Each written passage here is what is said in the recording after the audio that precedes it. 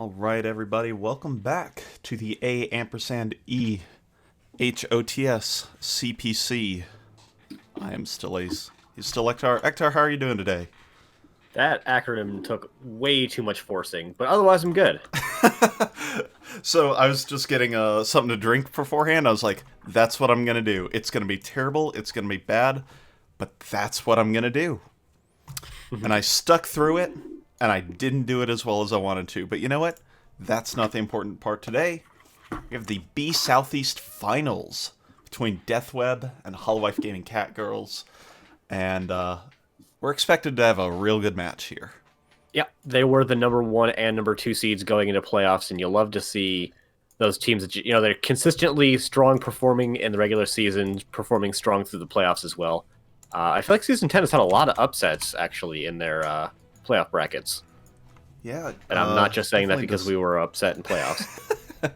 True facts, true facts. Well, alrighty, teams and everybody are ready, so we're going to go ahead real quick and talk about how we got here. Deathweb auto wins the coin toss and opted for first pick, to nobody's surprise. So Holowife Gaming Catgirls banned out Tomb and Braxis. Deathweb banned out Hanamura and Alterac Pass. And the Holowife Gaming Catgirls have taken us to Infernal Shrines for game number 1 of this best of 5 series. Which is a little bit exciting. Deathweb haven't played this map very often, only twice in the whole regular season, which always surprises you when teams have low popularity played on Infernal Shrines. It's been the most popular map since its introduction, basically. Yeah, very true. As Infernal Shrines, I remember back when it was first made, people were like, it's really imbalanced and snowbally. It was imbalanced and snowbally. Yeah, to be fair, yeah. And then they balanced it. And it's pretty neat. So, yeah, most popular played map for I think the last 7 seasons or something like that. I can't even, think of when it wasn't the most popular map. So, Yeah. all right. So Deathweb have definitely played some TLD, but not on this map. But respecting the 3 games won with a 100% win rate. But Cassia is the first pick, and I think it's a really smart pickup from Deathweb. Cassia is a high priority hero for both teams. Both teams have run her on this map, and I always love those just strong early game pick heroes that are also pick denies. Anduin falls into that same category for these teams as well, by the way. Yeah, absolutely. They both teams definitely coming in with a plan. I know Sailor Twift for Holowife Game Catgirls does play a nice Cassia, having played with it before. And yeah, pretty standard draft so far. Tank and healer on both sides. Diablo Anduin versus the Johanna Lucio. I like all of those, to be real honest. I like all of those. I'm a bit surprised at the Lucio. This is not a very popular hero by US Mafia, but he is my favorite to watch. At least some of the healers. Yeah, I mean, Lucio's tons of funds to play. If you haven't been able to play some kind of aggressive Lucio, it's a lot of fun. So, next time you get him in the Aram mode, try it out. Just imagine you're playing Tracer the whole time. Except you don't have that E to save you. Yeah, true facts. Alright, so Rexar banned out here on Shrines. I assume that will be a target ban more than anything. Because it's not one of those 2-button control maps that are so critically important for Rexar to play on. Now, Rexar, second most played off lane by Deathweb after Sonya, which is already banned out. Chromie picked up by Gokwe, so opting for that long-range shelling from outside the little circular objective zone. So definitely going to take advantage of the short range of both Cassia and conditionally Tychus. I mean, Tychus is, even when he has a regular range, it's still just a regular range, and his abilities aren't super effective at long distances. So I like the Chromie pickup quite a bit. Oh, Gaz is still here. He sure is, and I don't believe he even got nerfed yesterday. He sure didn't. There's I was somebody really expecting that. Yeah, somebody on Reddit actually asked that, and there was a reply saying they don't like to change too many things. Either it was a quote reply from a while ago, or it was from Blizzard themselves. So they're like, yeah, we didn't want to do too much, but we did sneak a few balance changes in. So Double mage, All right, I've taken care of it for you, chat. You don't have to do it now. Yep. So here's my opinion. They've got tons of range and tons of damage, which is great. They just need to be careful about getting comboed. And I think with the comp that HGC's put together, I'd rather them have the Johanna or some other kind of wall tank instead of a heavy engaged tank like Diablo. I don't super care for Diablo because he doesn't defend as well as someone like a Johanna or an ETC. However, Deathweb don't have the greatest ability to just walk at a team and kill them outside of big combos like Grava Bomb, which can be comboed off of Light Bomb, or Bless Shield, which could be really scary. With as much ranged damage without high mobility, I'm wondering if Kasi ends up going for here. Yeah, it's very possible. Very, very Put possible. a Tassadar on a stick. Yeah, that's a good way to deal with the Tassadar when he's channeling Shockwave. Alrighty, on the left side of the map, in the blue trunks, we have your number 1 seed from B Southeast. It is Deathweb with Mouflon playing at Tychus, Joko playing Kasia, USA Mafia on Lucio, Trickshot on Johanna, and Tops on the Gazlo. And on the right-hand side in the red trunks for the first time tonight, they're the Holowife Gaming Catgirls with Mondrerno playing the Leoric Gokwe on Chromie. Sailor Twift is on Tassadar, Sir Noble on Diablo, and Shamhat is playing Anduin and isn't running with Scissors. Well, we'll go to game 2 then, Ektar, because that is a game-deciding mistake right there. Rest in peace, Scissors. R.I.P. Alright, taking a look at level 1 talents, anything out of the ordinary. We've got Renew for Anduin, and we have Deep Breathing for Chromie, which I would call as off picks, but not surprising picks. I think that's what I'd call that. I would say that about Deep Breathing. Renew has definitely grown in popularity since the baseline buff to Anduin's heal, but it actually still isn't the highest winning talent on the tier. But it's definitely rose in popularity. Yep.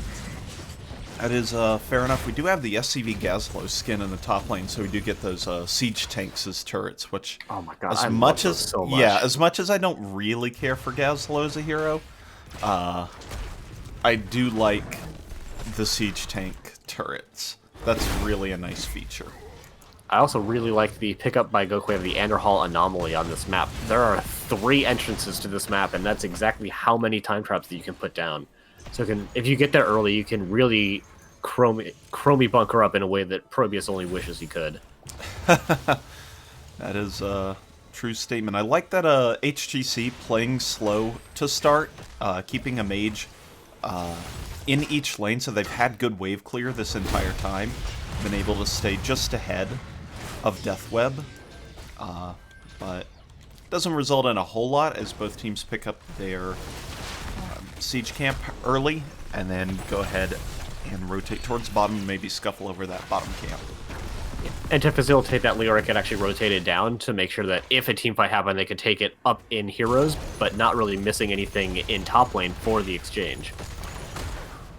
Speaking of talents, actually, Gazlo is going into the Q talent I want. It's a trait, but trait only affects Q, so giving you the extra turret charges every time you get auto attacks onto heroes or mercenary camps or monsters. Yep. So going to be really good on those points. We did have Chromie getting caught a little bit by Lucio, and is going to be first blood. Yep, good CC combo. Just caught the Chromie trying to get a little extra damage on the wave. It is the problem with having mages be your primary source of wave clear.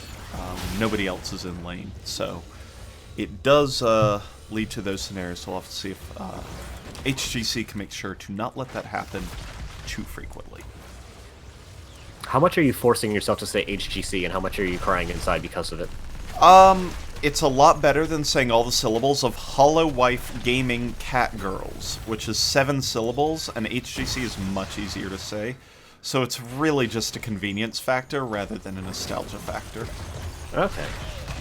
We did have the Bruiser camp getting picked up by Holowife, but Leoric was in the top lane this whole time, so he's rotating down now. There's a lot of pressure going to be in the top lane, and they're actually not even behind in Shrine minions for their camp taking. Yeah, the poke from Sailor Twift and Gokwe is doing a lot of work, and the work involves taking out Joko Mandarino in a little bit of trouble. Missed Leap of Faith is not going to cost Leoric his undead life, but it will require him to go ahead and escape and tap on his own. Tychus gets engaged upon and hit with a couple forms of damage, but doesn't get taken out immediately as the Catgirls have a 5 skeletal defender minion lead. Oh my goodness, Hector, help. Trick shot got engaged upon, and the wall is going to keep Johanna in there. You cannot unstoppable walls, and I like to say this all the time, but Johanna and Deathwing specifically, they get away with a lot with that unstoppable, and Tacitara just shuts it down in a big way. Chernobyl went in for a huge engage trying to find something, and is going to find Lucio perhaps, but oh god, he's so very deep. But another great force wheel is going to keep him alive, as Leoric is taken out in the top lane by Joko and Tops.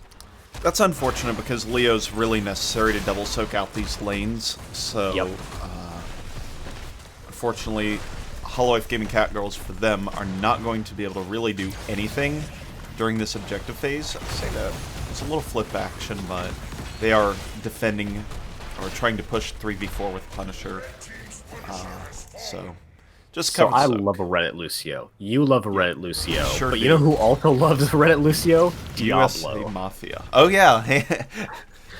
Because that is like the third time that US Mafia has gone out to do a little bit of poke damage and just gotten wall slammed.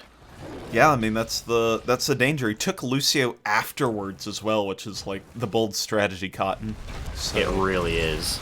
Big engagement coming out here from Deathweb, actually, trying to invade their opponent's camp. Big wall slam also going to hit onto the Johanna, but is able to walk away with the unstoppable. I can't believe Time Trap didn't go off there. Like, all of Deathweb was sitting in that vision bush the entire time, and that Time Trap would have caught 2 people for about 5 seconds. Mouflon's now going to get pulled out by Diablo, and a nice Chastise actually follows up the CC, but it isn't going to lead into anything. Leap of Faith on Sailor Twift is going to save him from for just a minute, but ends up falling anyway to the Tychus Grenade. Lucio dies as well to the towers. A little too much ham brought in, and now the Chromie level 8 ultimate is here, and Joko is stuck in those sands and gets taken out. So 2 for 1 in favor of the Catgirls. Because I like the Holowife Gaming Catgirls, I'm going to say it was intentional that Sir Noble flipped Cassia back into the slowing sands, and that's so powerful. Like, because the slow ticks up over time, any little bit of extra time you can put them in the sands just makes it exponentially more powerful. Yeah, I mean, what's the flip on Shadow Charge? Let's see here. Does a stun for just a quarter second, but the time traveling in plus the stun duration gives plenty of time for that slow to tick up to the ridiculous near 70% that basically just becomes a root. It's kind of bonkers. And very importantly, Ektar, there are no medallions in this game to ding yourself out of the slowing sand, so it's even more powerful than it was 2 days ago. Yeah, rip all that work that Ollie did to get us the fantastic interface to view those, but now it's a moot point. We do have the levels heads in for both sides now. For the Catgirls, we already saw the slowing sands. We also have Dead Gokwe. We have the Holy Word Salvation here too after, known as Cinematography. We have the Entomb, Black Hole, and Apocalypse. Everything seems pretty normal. I like the Black Hole for disengaging teams that run at you. And Deathweb for them, Sound Barrier, Odin, Gravabomb, Valkyrie for those long-range picks, and the Blessed Shields. And nothing too crazy there. The only one that surprised me a little bit was the Black Hole pickup. Normally, if you go into the Plasma Shield, you do go into Archon because it gives you that shield regen the whole time. But as we said, the way that Deathweb win a teamfight is running at them, and it's hard to run through a black hole. It is. Oh my god, that Entomb. 3-man Entomb into the black hole, into The Apocalypse doesn't find any kills as the sound barrier has been used, but health bars favoring the Holowife Game Catgirls for now, as the Odin is popped on the far side. So what's left? Val and Gravabomb. Mouflon gets engaged upon, and look at everybody right in that choke point there. So Noble and Go Quick down to 1 HP. Nice force wall prevents Joko and Mafia from getting it on the rest of the team, but it does cost Mouflon, or Mandarino, his life. I like the yo-yoing there of the Valkyrie with the Leap of Faith coming out. That is pretty neat. Sir Noble goes in on tops there. Doesn't get the full combo connection, so doesn't find the damage necessary, but the poke is starting to work for the Holowife Game Catgirls as they're nearly there for their objective. Yeah, they only need 5 more, their opponents still need 16, so even though they've been down a hero for quite a while, they are actually going to win the objective. And, you know, they had Leo die. He's already back up and is, again, actually pretty low in hit points again. But the important thing is he'll be able to soak out that top lane while the rest of the Catgirls push mid. Yep, and again, no medallion to ding this, so Johanna has to make sure to have her trait available to jump that. And she does nicely, and so that Punisher is going to get taken out very quickly as a 5-man defense came out here for Deathweb, and ooh, Diablo gets put on the end of his spear. Sir Noble going to go ahead, get pulled out, but it's not going to be enough, and that temporary root's going to end up causing Shamhat to die as well. So nice 2 counter kills there for Deathweb as they go out and start invading this siege camp. Yeah, Sailor Twift checking with the Oracle to verify, in fact, that there was this invade happening like they almost certainly knew was going to be the case. Chromie just getting a little teeny bit of poke damage there. Nice camp steal. Kind of would have liked them to get a little bit more done with that, but that's okay. Yeah, it's hard to get things done on this map without anything happening. Yeah, trying to poke over and get that well could have probably been the most substantial thing they could have done. Yeah. I mean, they got a Casio. They could have gotten the vision on it. Yeah, that's true. So, all right, well, 3 siege camps picked up for Deathweb as they have a little under a full level lead right now. That might be relevant once we get towards level 16 in this next objective. Leo trying to double soak out top and mid as the rest of the team fights in bottom. Mouflon takes a lot of damage, but the Blessed Shield is going to peel everyone else out. The Entomb is going to trap Sailor Twift in, but does allow the APOC combo to go off. US Mafia taken out, so no barrier available. Joko gets taken out next, and that's 2 kills in counter for Holowife, and they're not done yet. They're not? This kill onto Mouflon is going to be huge if they get it, though.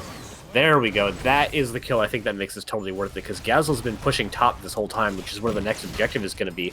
He's getting some pretty solid damage into that top fort. He's going to rotate away so he can stay safe, but that's a lot of damage done and sets up the next objective nicely. Yeah, it does, but 3 kills and being pretty much even on level 16 as opposed to ahead by level 16 really makes that good for HGC. Yeah, that's the best Deathweb could have made out of that bad situation, though, is preparing top lane, popping the well, and things like that. I think if Tychus doesn't go down, he can maybe tap and try to defend that fort, make the fort more costly, and allow Gazlo to get even more work top lane. I think that last kill that HGC got was very important. Yeah, definitely.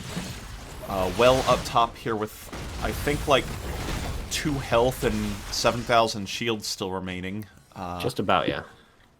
It's 391 out of 250 right now, and I can't tell what that means overall. Diablo going to get Leap of Faith out, but it is going to cost 2 ultimates there for HGC. Now they're going to get Gravibombed in. 2 damage dealers get smashed into the rest of the team. Nice Holy Word Salvation from Shamhat. Isn't going to keep Gokoi alive, but it does allow the rest of the team to escape for now. Mandarino does make it out. Odin's now available. US Mafia gets slammed into the wall, and the wall from Tassadar confirms the kill with the help of the fort. That is a big kill there for Holowife. Yeah, it is. That's they were going to lose this fort guaranteed otherwise. They may still lose it to this last minion, just barely alive at 67 total hit points. But that kill means that they can recontest with 5 before their opponents are going to have 5, which will make this a very doable defense for the Catgirls. They're actually going to go in as 4 without Chromie. They're going to just get a charge, and then they're going to just kind of back out, finding a little bit of position there. Mouflon taking a lot of damage from that shock ray. Yep, they have taken position on the point, and that's probably the most important thing on this particular objective point here.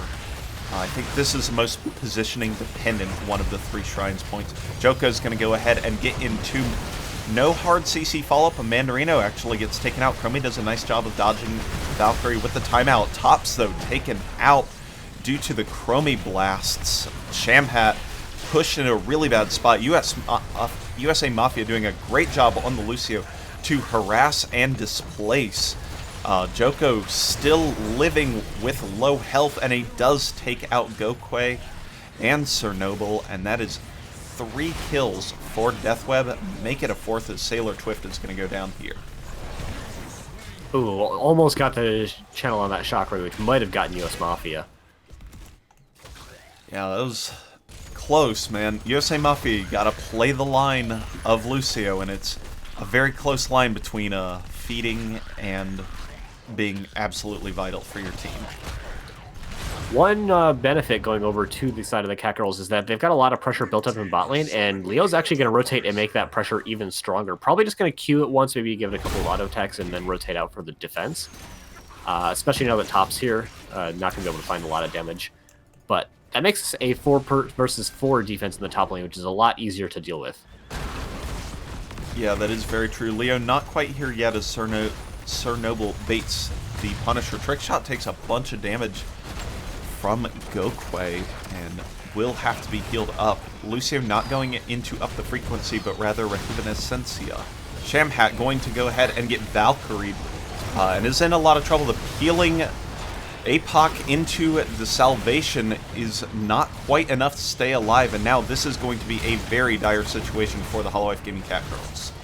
It is, especially with Gokwe being put in such a bad spot. He had to pop his timeout. Is going to go down. USA Mafia is just baiting Chernobyl to stay in there and is going to see the end of the Lord of Terror, and Deathweb are looking to end.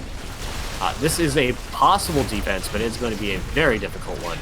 And never mind, it's not even possible. Nope, they might get a kill, US They do Mafia. get the morale kill. Yep, they got the kill. That's Lucio, not Morales. Please. Ha, ha, ha, ha, ha.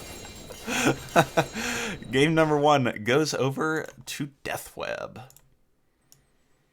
I didn't get the chance to talk about it during the game, but I really actually liked Shamhat going into the Divine Star build.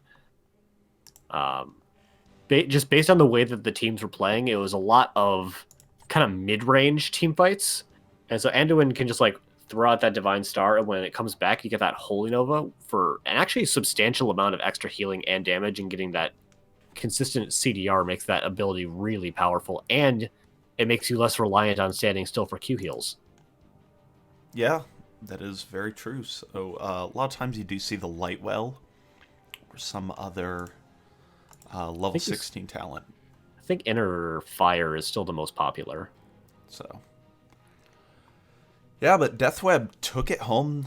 Game number 1, the Diablo 17-9 in kills too. Yeah.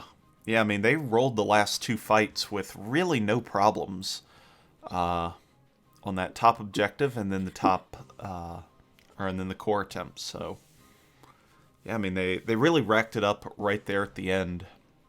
Diablo plus the Task Chromie, not quite enough, as I think the Valkyries from Joko were really on point. A lot of them made a lot of really strong connections.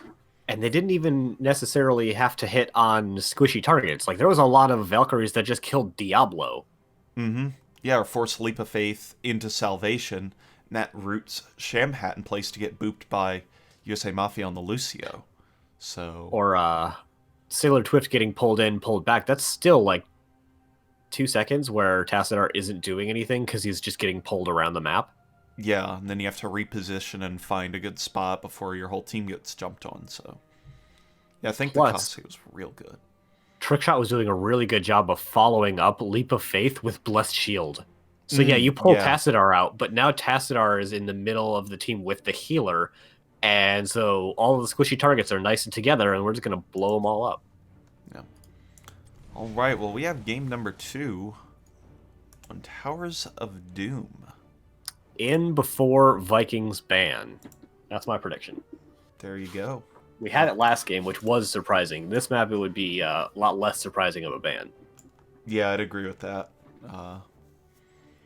This is the map choice of Deathweb. As we see, the Holowife Gaming Catgirls have first pick, at least according to the lobby.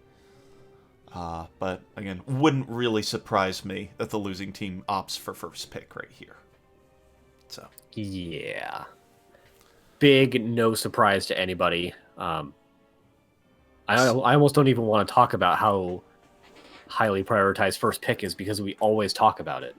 Yeah, I mean, it do be like that. So, as far as interesting drafts go, Vikings a possibility if not banned, but I mean, Deathweb picked the map. You kind of have to ban the Vikings, and you're going to have to ban the Maiev, because we've seen every team do that against Deathweb, which, as a Maiev player, is completely reasonable. So, you're kind of at the mercy of whatever Deathweb wants to do on this map, I suppose. As long as it's not Vikings. Well, as of the 18 games that I have in Stats of the Storm for Deathweb, they played this map one time, and they had weirdest team comp that also included a Vikings. Fascinating. Oh god, and I accidentally minimized Stats of the Storm. There we go. Alright, so Vikings we already mentioned. Johanna, pretty normal. Tyrande is a little bit odd for Vikings. Cassia, damage. Zarya. That's the one that sticks out to me. Say that one again for me, Ektar. I kind of... Whoa. I stuttered over about the third pick. Joe, Cassia, Okay. Tyrande, Vikings, Zarya. Wow. That's neat. I like that. That's what I have to say about that. Won't work without the Vikings. I actually could, I guess, if you just take a good double soaker. So, very possible. So, yeah, I'll have to see, but Holowife Gaming Catgirls have been known to pull out some interesting comps on Towers of Doom that I'm sure Deathweb would be aware of, if they've done any of their scouting. And based on the previous game, it seems like they did their scouting. Yeah, that is true here. So we have seen some kind of interesting Abathur possibilities done by HGC.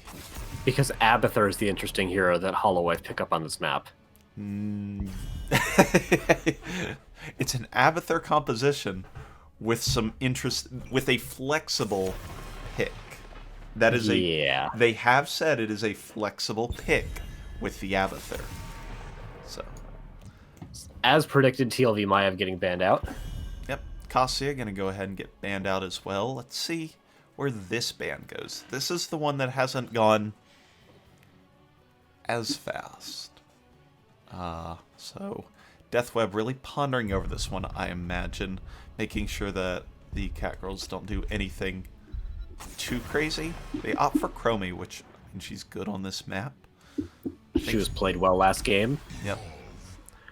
There is the Abathur, which allows for other possibilities. Yeah, we keep. Come on, Deathweb, just take it from them. Don't even ban it. Take it that would be such a flex. That would be such a flex. We'll have. We're gonna continue to be this vague until it gets picked, banned, or not picked, right? Yeah, I'm kind of building the suspense. That's an important thing to do when your storytelling is building the suspense. We're building it for a very specific pick. Yes. Whiteman getting picked up by USA Mafia, one of his most played heroes, and probably actually pretty good against what the Catgirls have been known to do. Yeah, that is very true. We have May and Stukov picked up for HGC, which is fine. Par for the course on this map for them. Yeah. You've got the stats open. I actually don't. I've got the OBS to make sure everything is working just fine. Reasonable. So, May and Stukov, though, do disguise any type of shenanigan. DPS picks. Deathweb, choose your ban wisely. That doesn't feel like a good enough scout, Ektar. That is a strange ban. I don't know that they played any Illidan. No, that is not what they pair the Abathur hat with on this map. They have in fact not played Illidan. That's not the ban. In at least 22 games. That's a lot of games. I think it's the whole regular season. Sounds about right. So, Zool going to be banned out, taking the premium double soaker off of the map, which, when you're running a vulnerable Abathur comp, definitely the correct thing to do. So, it'll be Leo as the double soaker of choice here for Deathweb. And has to be a damage here. I'd like it to be a high damage character. It's okay. Pretty high damage dealer. That's pretty okay. Subject to Mayblinds, but just so they could flex this last pick against the shenanigans that very well could be occurring here. I would be surprised if they weren't just like, you know, it's the finals. Let's bring out the comp we've done several times on this map. Let's go. Yup. Do it, Gokwe. Do it. There are two options here. There it is. There's the Valera. Let's go. Abathur Valera is a common choice for Holowife Gaming Catgirls. We've seen it in scrims. We've seen it in matches. And, you know... They've ran the Valera twice on this map this season. Yep. They have... if you're only once with the Abathur, actually. Interesting. Muflon going for the Li Ming. That's actually a strange pickup. That's a bold pickup. That sure is. If there's somebody that Valir would like to get after, it's a Li Ming. Like, even Greymane, actually. Yeah. Hell, Leor. There's no one in this team Valir is afraid of individually. No, not really, because ETC doesn't get the armor until he casts an ability, and should be dead by then. There's the chat. I can't wait to hear about these shenanigans. Boom! There goes the chat. Fun fact, this actually had a deviation possibility into Zeratul. Yeah. But if they felt that the Valir wasn't going to work out. Correct, or the Valir was banned, for example, which we might have done before. So, yep, this will be a very interesting kind of draft. Yeah, and it means we get to pay attention to the solo laners. Yeah, very, very true, because it's only Abathur for the Catgirls. We'll have to see on the left side of the map, in the blue trunks, up 1-0 in the B Southeast Finals, we've got Deathweb, Trickshot on the ETC tops, on the Leo, USA Mafia on the white main, Joko on the gray main, and Muflon on the Li Ming. The battle begins. And on the right-hand side in the red trunks, trying to possibly cheese out a game number 2, they are the Holowife Gaming Catgirls, with Gokwe playing the Valera, Mandareno playing the Abathur, Shamhat on Stukov, Sailor Swift on Lunara, and May being played by Cernoble. So the most interesting thing out of this for me, like the whole comp coming out from the HGC, is the survival instincts coming out from Abathur. It's what they do with this comp. It's just so strange to me that you go into Locusts on one of the least pushy maps in the pool. Yeah, and I guess it's to cover your soul lanes from being pushed in violently, which is something that Greymane can do very well if you run Greymane Leo as kind of like a solo laning combination and then have everybody else in the bottom lane. Greymane and Leo could really make short work of any kind of walls or protection for Abathur. So what they aim to do with this comp, especially in the early game, is to actually just use Abathur to soak up the XP globes. He can just kind of vacuum them up by hopping into a lane with the hat and trying to put pressure onto tops specifically with the Valera. Try and force him to back or force him to tap. Killing him would obviously be the best, but they want to try and get them to miss soak when they have the double soak action, especially after level 4 with Neil Peasants. Yeah, a lot of the double soak comps really forego heavy wave clear in the 4-man because they don't need it as much. So breaking that apart is a really big deal. So Noble goes ahead and zones out Trick Shot from the rest of the team with the Blizzard, but now Big Slide In is going to immediately delete Sailor Twift. Gokwe coming in to try and get the kill onto Mouflon, sped up. Valera things, I'm not exactly sure what gives speed, but you know what, I believe in it. But does not find the kill, and Joko gonna go ahead, finish off the camp, and that's gonna slam into bottom lane. 6 sappers capable of running this down very quickly. It's actually just her going into stealth gives her 20% move speed while she's stealthed. Yeah, I wasn't sure if that's exactly what happened, but you can't silence the pumpkin sappers anymore. I didn't realize. No, maybe it has to be before they go off. I feel like this has been looked at. Regardless, front wall already down here in the bottom lane for the Holowife Gaming Catgirls, and Greymane causing problems just being able to poke for such a long time here.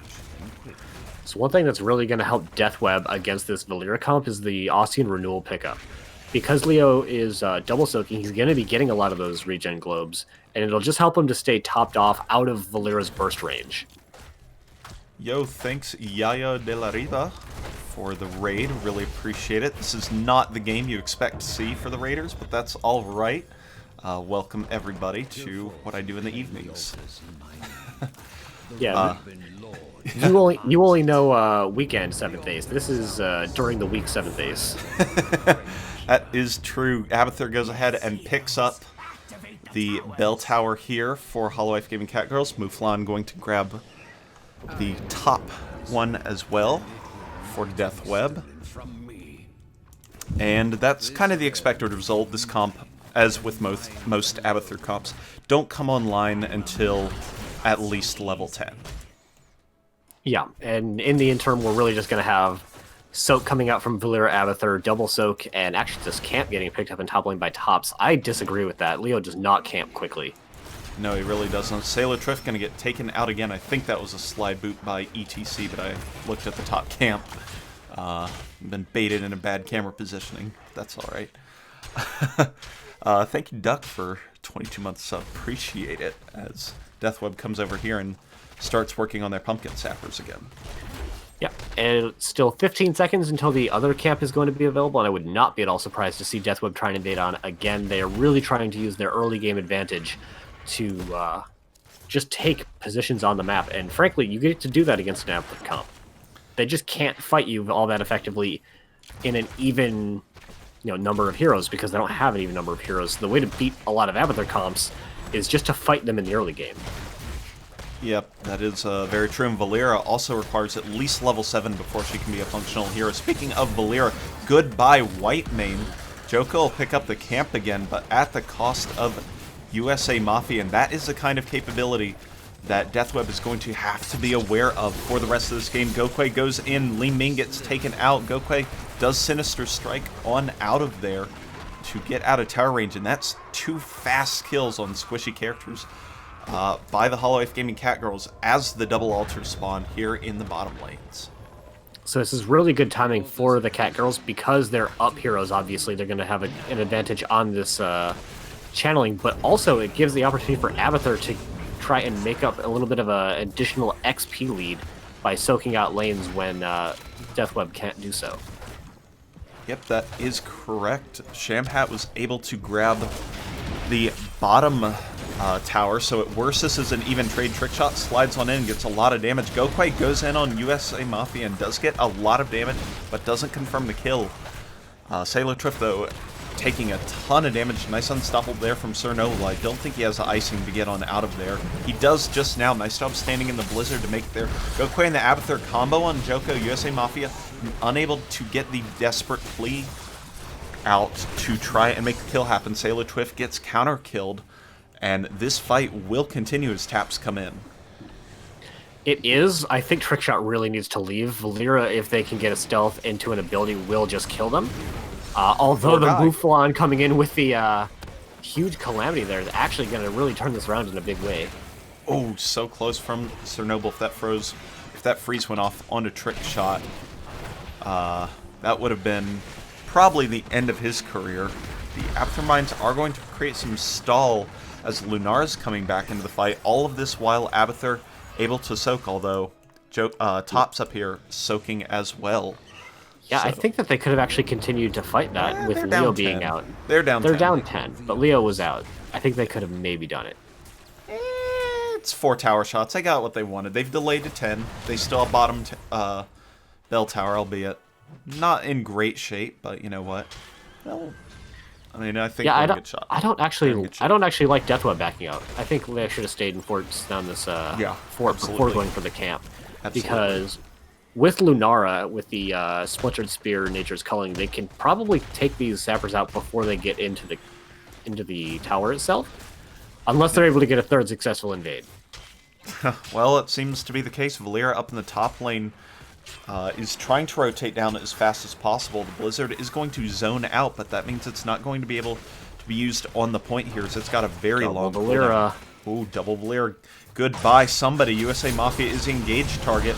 Wave of Force actually disrupts the combo. Mosh goes out, but nothing ends up coming of it.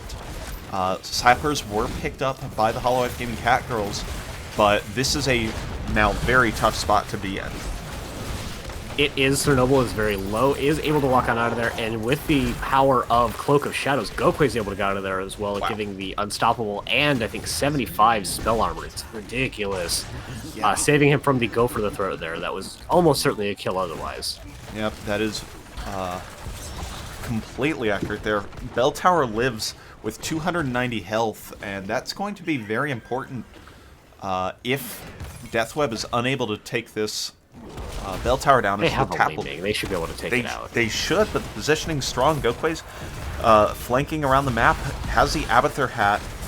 Joko in a bunch of trouble and is going to somehow survive. I genuinely don't know, but that's going to leave USA Mafia in a terrible spot. Does get frozen. Leo picks up the Bell Tower to secure that, so despite the player loss of USA Mafia, Deathweb goes ahead and picks up 4 more altar shots. The answer to your question is Wave of Force. That is the reason that that kill didn't happen, because it unstealthed the Valeera before she could get in there. Ooh, trick shot now in a little bit of trouble. The Abathur-Lunar combination going to be very difficult to escape from. Shamhat lands the weighted Pustule plus Bio Kill Switch to be able to lock down the ETC even further. That's if you're a Catgirl fan, it's a good pickup. Yeah, and you know what? The 250 health has in fact mattered. I didn't think that it would. But now we see the Catgirls pushing onto their opponent's fort. They don't have a camp a long time coming, though. Actually, not a very long time coming. Tops actually gets jumped on in the mid lane, is going to get Lunara double leaping struck, and does just tap to survive, is what that was. So just barely unable to convert that kill. And one of the things that's actually really big for the Catgirls that we haven't talked about at all is the Wisp vision. That Sentinel Wisp, giving them a huge amount of vision through this middle jungle area, allows them to rotate safely where their opponents have to rotate much more conservatively or as a group. Yeah, I mean, that can be very tough. Chernobyl going to go ahead and pop the ice block. Here comes the Abathur clone. 1, 2... I can't tell who the target is, but nobody has fallen just yet. Ice Wall locks everybody out of the gate, and Mouflon takes a bunch of damage. Sailor Twift and Chernobyl, though, too low to continue this push as the Altar spawn in the top lane, and Leo looking for the invade. Abathur might have time to drop a mine. I don't think those actually spawn in time. No. No, they're just going to try to get the counter kill on the Tops, who in fact has the Spooky Walk, is going to get out of there. Take some damage, but you know what? They're up 12 shots. They can take a little bit of damage on their Double Soaker. Yeah, that's a big one, too. Also, bottom was taken just after the channel. Yep, so that is going to be just 4 shots, but now, I mean, imagine if it was 28-20. That feels a lot closer and a lot less, I don't want to say dire for the Holowife Gaming Catgirls, but it is an important... I think that 8-shot differential is pretty big. It is, and there's nothing that the Catgirls are going to be looking for in the immediate future. There's no strong power spike they have coming. They already had their 13s. 16's a long way off, and this is just going to be a really strong position in the bottom lane for Deathweb for a long time. Yeah, I mean, that's going to be hard to break. There's not really a lot of effective siege. Sailor Twift, really the only hero that can do significant damage to the bell tower, but not at a great range. So, gonna be tough to break out of this position, for sure. With Shemhat having the virulent reaction, I don't particularly care for them using Lurking Arm for siege damage. I think they really should be trying to find a stun off Valera into a virulent reaction into blowing up something. Yep. Hopefully, preferably US Mafia, because they can save just about anyone if they cast all their abilities. Yeah, I mean, that, oh, Divine Consecration? Divine Reckoning. Reckoning. Is, really good at saving people from White Mane, and that is probably one of her strongest aspects, is that heroic burst save. That, and now that White Mane's got the subjugation, that's actually a huge cut to the damage of the Catgirls as well. They don't have a lot of different damage dealers. It's really on the Lunara and on the Valera, and if you cut either of them by 50%, that's a big deal. Yep, this is going to be really tough for the Catgirls. They have to invade this. Nice virulent reaction. Is hitting on the 2 with the follow-on stun, not actually hitting, but Trickshot got hit out of the mosh pit. We do have the Avatar clone going down. Sailor is deep in there, does not have a leaping strike to get out, but the Trickshot and Tops are low enough that I don't think they can get out of there. Using Ice Wall as just a wall is going to get a kill, not get a kill out of the Trickshot. What healing numbers coming out from US Mafia? That was an incredible save. I thought Trickshot was dead to rights. Instead, the healing was just enough. US Mafia now no mana cannot cast a Desperate Plea to make the heal on himself, and that will be He can save others, but he cannot save himself. Ironic. Ironic. As he gets taken out. Oh, Valera goes in onto Joko, and that's going to force him out, but it leaves ETC in an even worse spot, and he's going to be taken out as well. And now that level 16s are here, Abathur picking up the Locust Brood, able to shove down bottom on his own, while the Catgirls go ahead and invade the Sapper camp. So to be fair, Valera does have a pretty strong spike on 16 as well, with the Seal Fate doing extra damage and getting those extra combo points. But more importantly, when you get a kill with Valera, like, you don't get resets in the way that Li Ming gets resets, but her abilities don't cost mana, and her burst comes in like 8-second intervals with her stealth abilities coming out and the Deeper Darkness to get the teleports. And so you saw the Catgirls, they got one kill, and then ish 8 seconds later they got another big kill, and they just snowballed off of it and got a lot of damage. Yep, and they have to play around those 8-second cooldowns so much. The Catgirls are aware of this push into the top lane, which almost certainly will secure the fort, but they have lured their opponents into a trap. The engage is no ETC. Out. No, Mouflon is being healed up quite impressively, but the Lunara damage is intense. Tops very low. USA Mafia very low. Gokwe very low. Nobody is dead yet. Gokwe first to go down. US big 4-man mosh from Trickshot ends up saving everybody except Tops. And he gets taken out, but 2 are dead. Li Ming gets taken out. Sailor Twift escapes with sub 15 health. What on earth just happened? Call an ambulance for everyone. Oh my god. I thought that was going to go amazingly for the Catgirls. Then I thought it was going to go amazingly for Deathweb, and in the end, Abathur gets the channel. And a 2-for-2 trade. That is not how I expected that to go in any universe, but we live in the strangest timeline right now. Somebody ban this man's White Mane. That was an incredible, incredible amount of saving going down. That was... Do it, Tops. Stand on that button. Oh? I know, that's the wrong team. Yeah. Oh, Sir Noble does not get the slide in time. Sailor Twift is going to be put in an entomb. Actually has 4 full sides. And Top's going to go ahead and use that extended duration Spooky Walk to go ahead and leave. Actually not pairing up as 13 and 16, which I think is really interesting. Often those 2 talents come in nearly a perfect pair. Yeah, with Mithril Mace usually being paired up with Spectral Leech. Yep. Give me that auto attack lifesteal. Yep. Towers now reset. Also, someone tell Rules Committee Mithril Mace still gives you stacks while dead. I think that's intended. I'm pretty sure that's intended. That's like trait value kind of stuff. It's like you can... I think there are other things Slayer can do while dead. Ambush set up here for a 5v5 fight under towers. Abathur clone is in. Mosh hits only onto Sir Noble, which gets interrupted. Here comes the white main ult to come in and heal everybody up. Joko in a low, precarious position, but isn't taken out just yet. These kills taking a while to come through, but they do come through. USA Mafia now taken down. No healing available for the high damage that remains. Yeah, and with Gokwe, he doesn't need to get those teleports. If he can just stealth and get an immediate stun, gonna find it onto ETC. Tops is gonna fall next, and there's no way that Mouflon can actually try to rotate up and get this. I would love to see the Catgirls force down this fort before they actually get the channel. Looks like they're gonna take a half measure, have Abathur take one, take the camp, force down the bottom, and then get the channel on their side.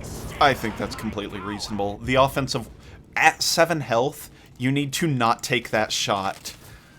You need to not get invaded on in a major way. So Yeah. that's pretty critical. Valir now going to come up to the top as well to assist Abathur in case anybody had any funny business. And shot is available now, so... Mouflon thinking about it, maybe. Yeah. But he didn't. So 9 shots there for the Holowife Gaming Catgirls, making this a much closer game. Three more. 3 more. It's 11-7 now.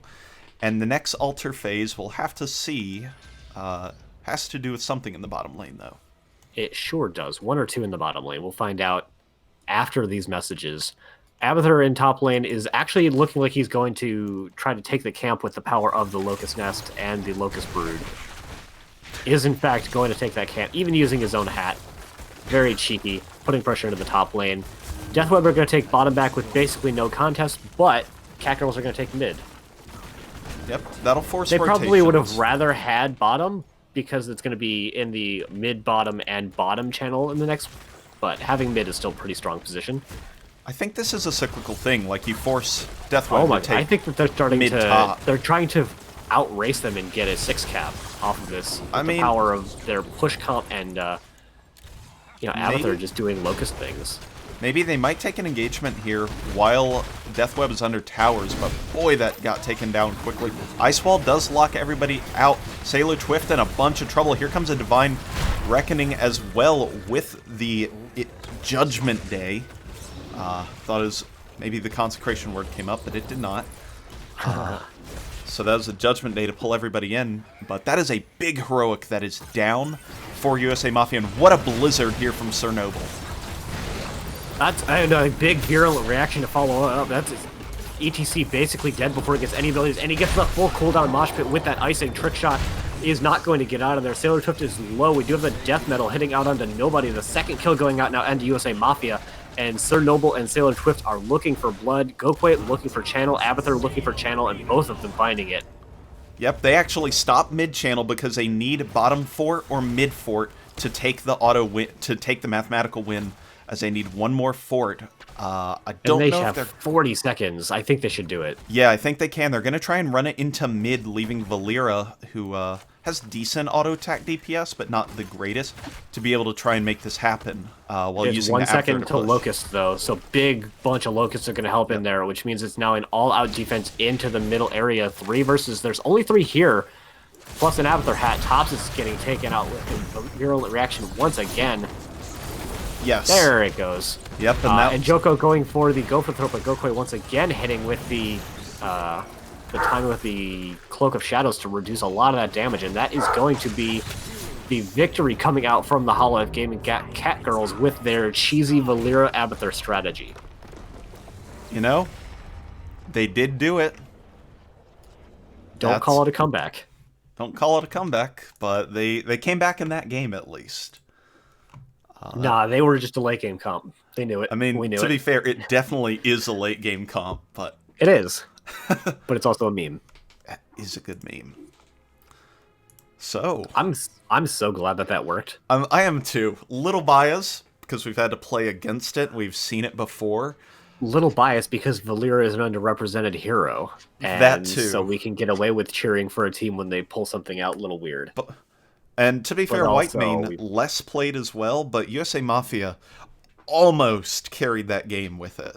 I mean, that was... Also, USA Mafia plays a ton of Whitemane. Yeah. Gokwe plays some Valera. True facts, true facts. So, yep, the unconventional comp has won the game, and we'll be going into, don't call it a comeback, 2 comebacks in chat. Perfect. Ah, you guys. Oh, you silly people. We didn't even see Hive Mind. This is Locust Nest on 20 from Abathur. That is this like Sky Temple or something? They sure they know what map we were on? That is another one of those talent choices I have questions about. I actually really like the Locust picks up on 13 and 16 because it actually let him take bottom fort back. Yes, agree. And it also let him get that camp in top, which led to them getting top a lot faster. So I'm cool with those talents. It's just 1 in 20, I think, are a little more suspect. Yeah. Because the game was never going to go for very long, so Locust Nest was never going to find a ton of value. I'd agree with that. I definitely agree with that. So, game number 3. I have to think that Deathweb opted for first pick. And they have. And they've gone ahead and opted... They went ahead, opted for first pick. Holowife Gaming Catgirls going on and picking up Dragonshire for game number 3. I like Dragonshire. I think this will play into what Deathweb have been doing well, which is a little bit of a kind of a Monka-esque thing for me to say, considering it was the Catgirls that picked the map. Yeah. I wonder if they've done anything unusual on this map as well. Let's check their history. Well, Cassia 100% win rate in this. Oh no, Cassia wasn't picked up. What am I thinking? I thought Cassia was banned last game. That was Lunara's the alt DPS. So, I mean, Deathweb has the opportunity to pick up Cassia, assuming Vikings and Maiev are banned. Definitely sticking with the Maiev ban. Maybe sticking with the Vikings ban. You can play them on Dragonshire. It's not the easiest thing to do, but you can do it. So, the answer to the previous question, I would say, is a yes. Holowife Gaming Catgirls have played Ragnaros in the offlane, which is really strange for this map because he's not generally considered the best stand there and fight in lane offlaner. Like, his whole value comes out of Lava Wave for most comps. And then in another comp, they ran both Sonya and Melthael and Greymane, so they were full frontline damage, along with Mei and Anduin, so they were very run at them with Bruisery type heroes. Alrighty then. Well, interested to see what that could lead into. I know that... Yeah, it seems like Deathweb very preferential to their auto attack style DPS. You've got the Cassia and the Greymane a lot, so any strategy that involves those kind of heroes definitely on their comfort radar. So they've ran TLV Zarya twice out of thrice on this map. Alright, so I guess we'll get a TLV ban. What the heck? Yep, probably. And then we also had Rexar in their other game. That's not a surprise whatsoever. It's not. The only surprise is that it gets through bans. Yeah, true fact. Although if it only got through once, maybe you can be like, oh yeah, Diva Gaz meta, you kind of have to ban those heroes, and then you just take the Rexar. Yeah. So you could conceivably see that, but yeah. And it was about a month ago, so it was like full-on Diva Gaz meta before Diva got her smallish nerf. Yeah, definitely. So that's probably how they made it through, but nonetheless.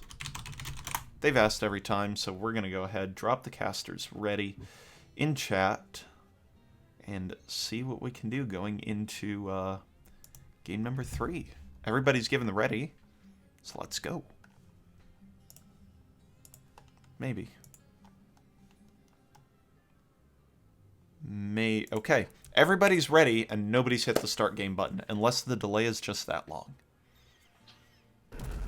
So because I had a second to look just now, there's some weird portrait setups going on between these two teams. You have, both teams have 3 of the same portraits. Which is to say, both teams have a like Frozen Throne style Arthas, both of them have a Frozen Throne style Tyrande, and both of them have a Carbot style Cassia. Huh. Yeah, it's just weird when teams have the same portraits. Yeah. Always feels a little interesting. There's an Abathur ban, so no more shenanigans with that coming out. They found the target ban. I'd be surprised if Holowife were planning to get another Abathur game. Yeah, that is a map-specific strategy. So... I mean, they still could run it. They always still could run it, but it's not that specific thing. Hot take, I don't think that the strategy of disrupting the solo lane with a hatted Valera actually bore much fruit. Correct. It was a lot on Gokwe just being able to kill people, which admittedly is the other part of that strategy, but the macro part didn't find a lot of purchase. Yeah, that is true. And return. Ace, you got a friend in the chat. I do have a friend in the chat. I appreciate it. So thanks to Archangel, been a bit of an NGS kind of guy for a couple of years now. I appreciate seeing him. He's been around a bit. He's been around since it started, roughly. Appreciate it, Arc. Cassia is the pickup for Deathweb. No surprise they opted for the first pick on that. Gokwe going into the Chromie, and Shamehat with the Anduin again, so looks like a lot more of Game 1. Now we have the ETC and the White Mane again for Deathweb. So, Archangel actually did my original Div mod interview. Oh, man. Was that going into Season 5? Probably. Maybe. I have a terrible perception of time. I'm almost certain it was going into Season 5. All right. So, because Rexar ban is not a surprise, which is now all of the solo lane type heroes that have been run by Deathweb on this map. So we'll have to do something different. I'm surprised they didn't pick it up in second phase, to be fair. The White Mane and the ETC are both good, but I'm kind of surprised they wanted to go for the Rexar. Wow. Deathweb has banned out 3/5 of the composition from last game, saying you will not beat us with anything like that again. I mean, there were a couple of really good virulent reactions, a couple of really good blizzards, and Abathur is just a menace, so I get all the bans. Yeah. I mean, yeah. Malthael and Garrosh picked up for Holowife. Most popular tank played by Holowife. Is it? Oh, yeah. It is. Cernoble does do a lot of Garrosh. That is. Seems good. Seems kind of good. I mean, fend into death. That's the how to.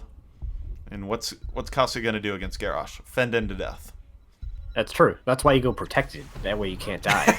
Ooh, a Zul'jin. Ultimate late game comp. Yeah. Zul'jin real strong as the, you know what? You just kind of... What does Garrosh do against a well-positioning Zul'jin? Nothing, because Zul'jin has an armor shred ability on 16. I mean, that's pretty late in the game, but even before that, like, you just stay at regular auto attack range, and as long as you don't get too greedy for stacks, you never get hit by Garrosh, and then you just stack off Garrosh all game. You shouldn't. Going into the double Bruiser comp again, though.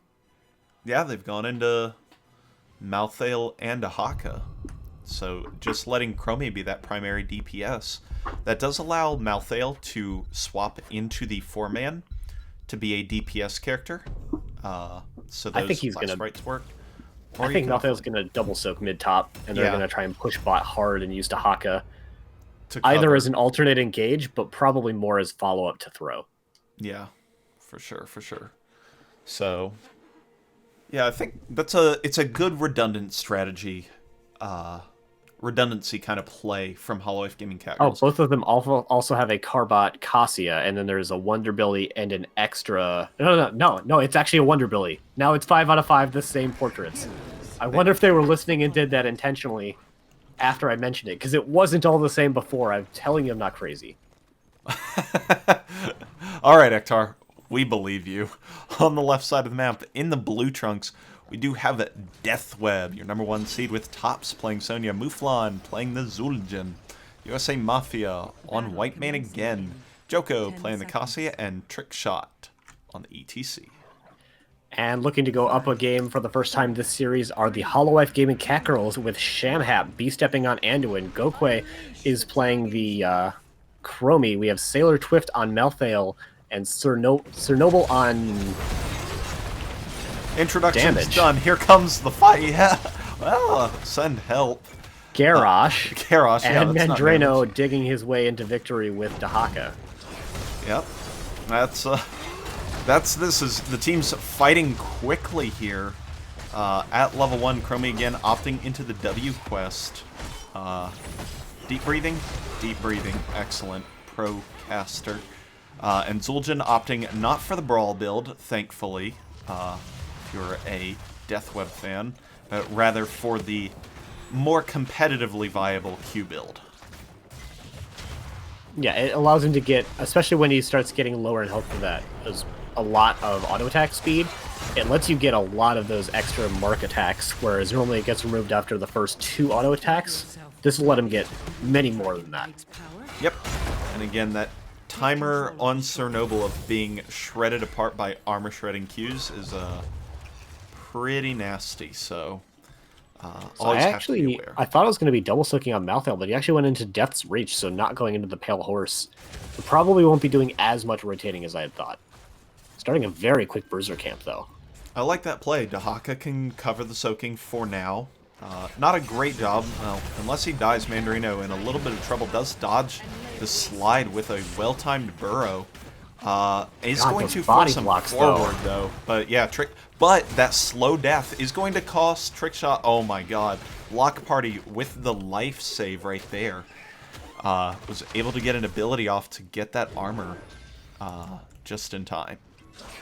Yeah, Sailor Twift is taking over the top lane temporarily. I think this is actually a really good matchup for Sonya. He's just kind of slamming damage into Sailor Twift. Mandreno does dig top, however, and is looking for that tongue drag, but just a gentle sidestep to the right and tops is just fine. Yeah, that is true. What is Q build? Q build for Zul'jin is the Grievous Throw build, where you mark the target, and then it gives a whole bunch of benefits, which is much better than the Headhunter style build that you see in Brawl. Sonya actually taken out in the top, so Sailor Twift and Mandarino taken probably a juke, probably thought somebody rotated out, but in fact both of them just stayed there and picked up a kill. So every time you talk about the Dahaka player, I want to call them Mandarino Cripperino. That is, I approve of this. As fighting over the bottom button is occurring, both soul laners have rotated down. Mandarino lands a Tongarino, there you go, and ends up picking. We've ruined this cast now, Ektar. Oh yeah, it was bound to happen. I thought it would, I thought it would happen sometime during Game 4, not Game 3. A lot of soak in the top lane getting missed by the Catgirls, though. Dahaka is going to rotate there and get some of it, but definitely losing quite a few minions. Made up for by the fact that they killed the opposing team soul laner. Yeah, that does help a good bit. Sailor Twift going to go ahead and finish up this bottom camp with just a little bit of health remaining, and that's going to give the Holowife Gaming Catgirls full control of this bottom lane, assuming they have equal people, which they don't currently, but they do have level 7 right on the horizon. Yeah, ooh, Luflon popping the, oh, I forget what his activated was called, Amani Rage? Cutting his health down there and doing a ton of damage to Cernoble. They're going to have to walk away. Probably would like to Hearth, but everyone else having to Hearth means that he has to stay behind and soak minions. Sailor Twift rotates in again and gets another kill onto tops here in the top lane, and you know what? I mean, the double Bruiser comp is really doing a lot of work, as Sonya's having to play so carefully. Trickshot gets thrown over the wall, does not have the crowd surfer to escape, but the wall does go down. Mandarino now burrows in behind Sailor Twift with the rotation again. Zul'jin taken out. Second verse, same as the first. Slowing Sands try to get Trickshot down, but they won't confirm a kill. But that is another control of the bottom button here for the Holowife Gaming Catgirls. That Fend hit Garrosh when he had ish 20% health left, and it felt like it just tickled him. His health bar barely moved.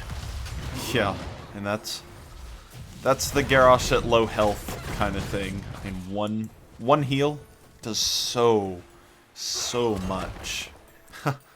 Chat with the nice pincer. You ready for part 2? Very cool. So both teams looking to take their siege giant camps with their damage dealer primarily. Checking out the stacks on Zul'jin, only at 9 of the 30 that he's looking for, but really wants to find those first 15 so he can get that extra auto attack range, keep him a lot safer against this Garrosh. yeah, that first auto attack range is very important overall. It's just playing at a farther range is so incredibly important. Shamhat goes ahead, gets slid on, doesn't find the chastise kill. And now the pair of Sailor Twiff and Mandarino trying to make things happen up here in the top lane, but don't find any success immediately as Deathweb rotates to the Bruiser camp. The one thing we hadn't mentioned before, I think, is the Thunderstroke coming out from Cassia, that infinite scaling on level 1. So even further doubling down on their we will win the late game if we get there for long enough. I'm surprised that channel got picked up. That's why I wasn't even mentioning it. Mouflon just kind of missed. Was under a little bit of pressure from Shamhat. So that's why the auto attack wasn't guaranteed, or rather the Grievous Throw wasn't guaranteed. But wow, that's pretty critical there, as the DK is picked up for the Holowife Gaming Catgirls. Not a lot being done with it, though, as Mouflon has the free capability to stack on it whenever he wants. Might just end up canceling the DK, so there's no more stacks gained. And yeah, Sailor Twiff was taking the Bruiser camp at that time, had to continue taking it during the objective, so they're kind of split out without a lot of damage and trying to soak lanes, and it just... yeah, not the world's most impactful DK. Probably because they weren't expecting to pick up the DK, to be really fair. Oh, yeah. Gokui's in a lot of trouble. Does use the timeout to dodge. Into the fray, and Leap of Faith being used there to move Gokui in really disorienting fashion, but like, better safe and alive than sorry. Joko is going to get caught by the Wrecking Ball. A huge mosh pit hitting out onto both of the front lines is eventually going to get interrupted by Light Bomb. Sir Noble is going to get a big taunt, but now they just attack him to death. Trickshot is pretty low, but is going to be able to slide on another. Mandarino is pretty low as well. Finds the isolation, which is going to secure the kill out onto Cassia, but... oh man, US Mafia is in a spot. But we'll be able to get it out of there. Definitely advantage in favor of Deathweb, as it had Sonya up in top lane the whole time. Yep, she's going to be able to pop the well up here in the top lane, and she doesn't have Wrath of the Berserker, so can't really force down this fort as well, but does have the leap for the engage onto Gokui later, or Shamhat, which could become relevant. Alternatively, to survive these double Bruiser fights. Yeah, the leap away is an effective way to stay alive, because it's...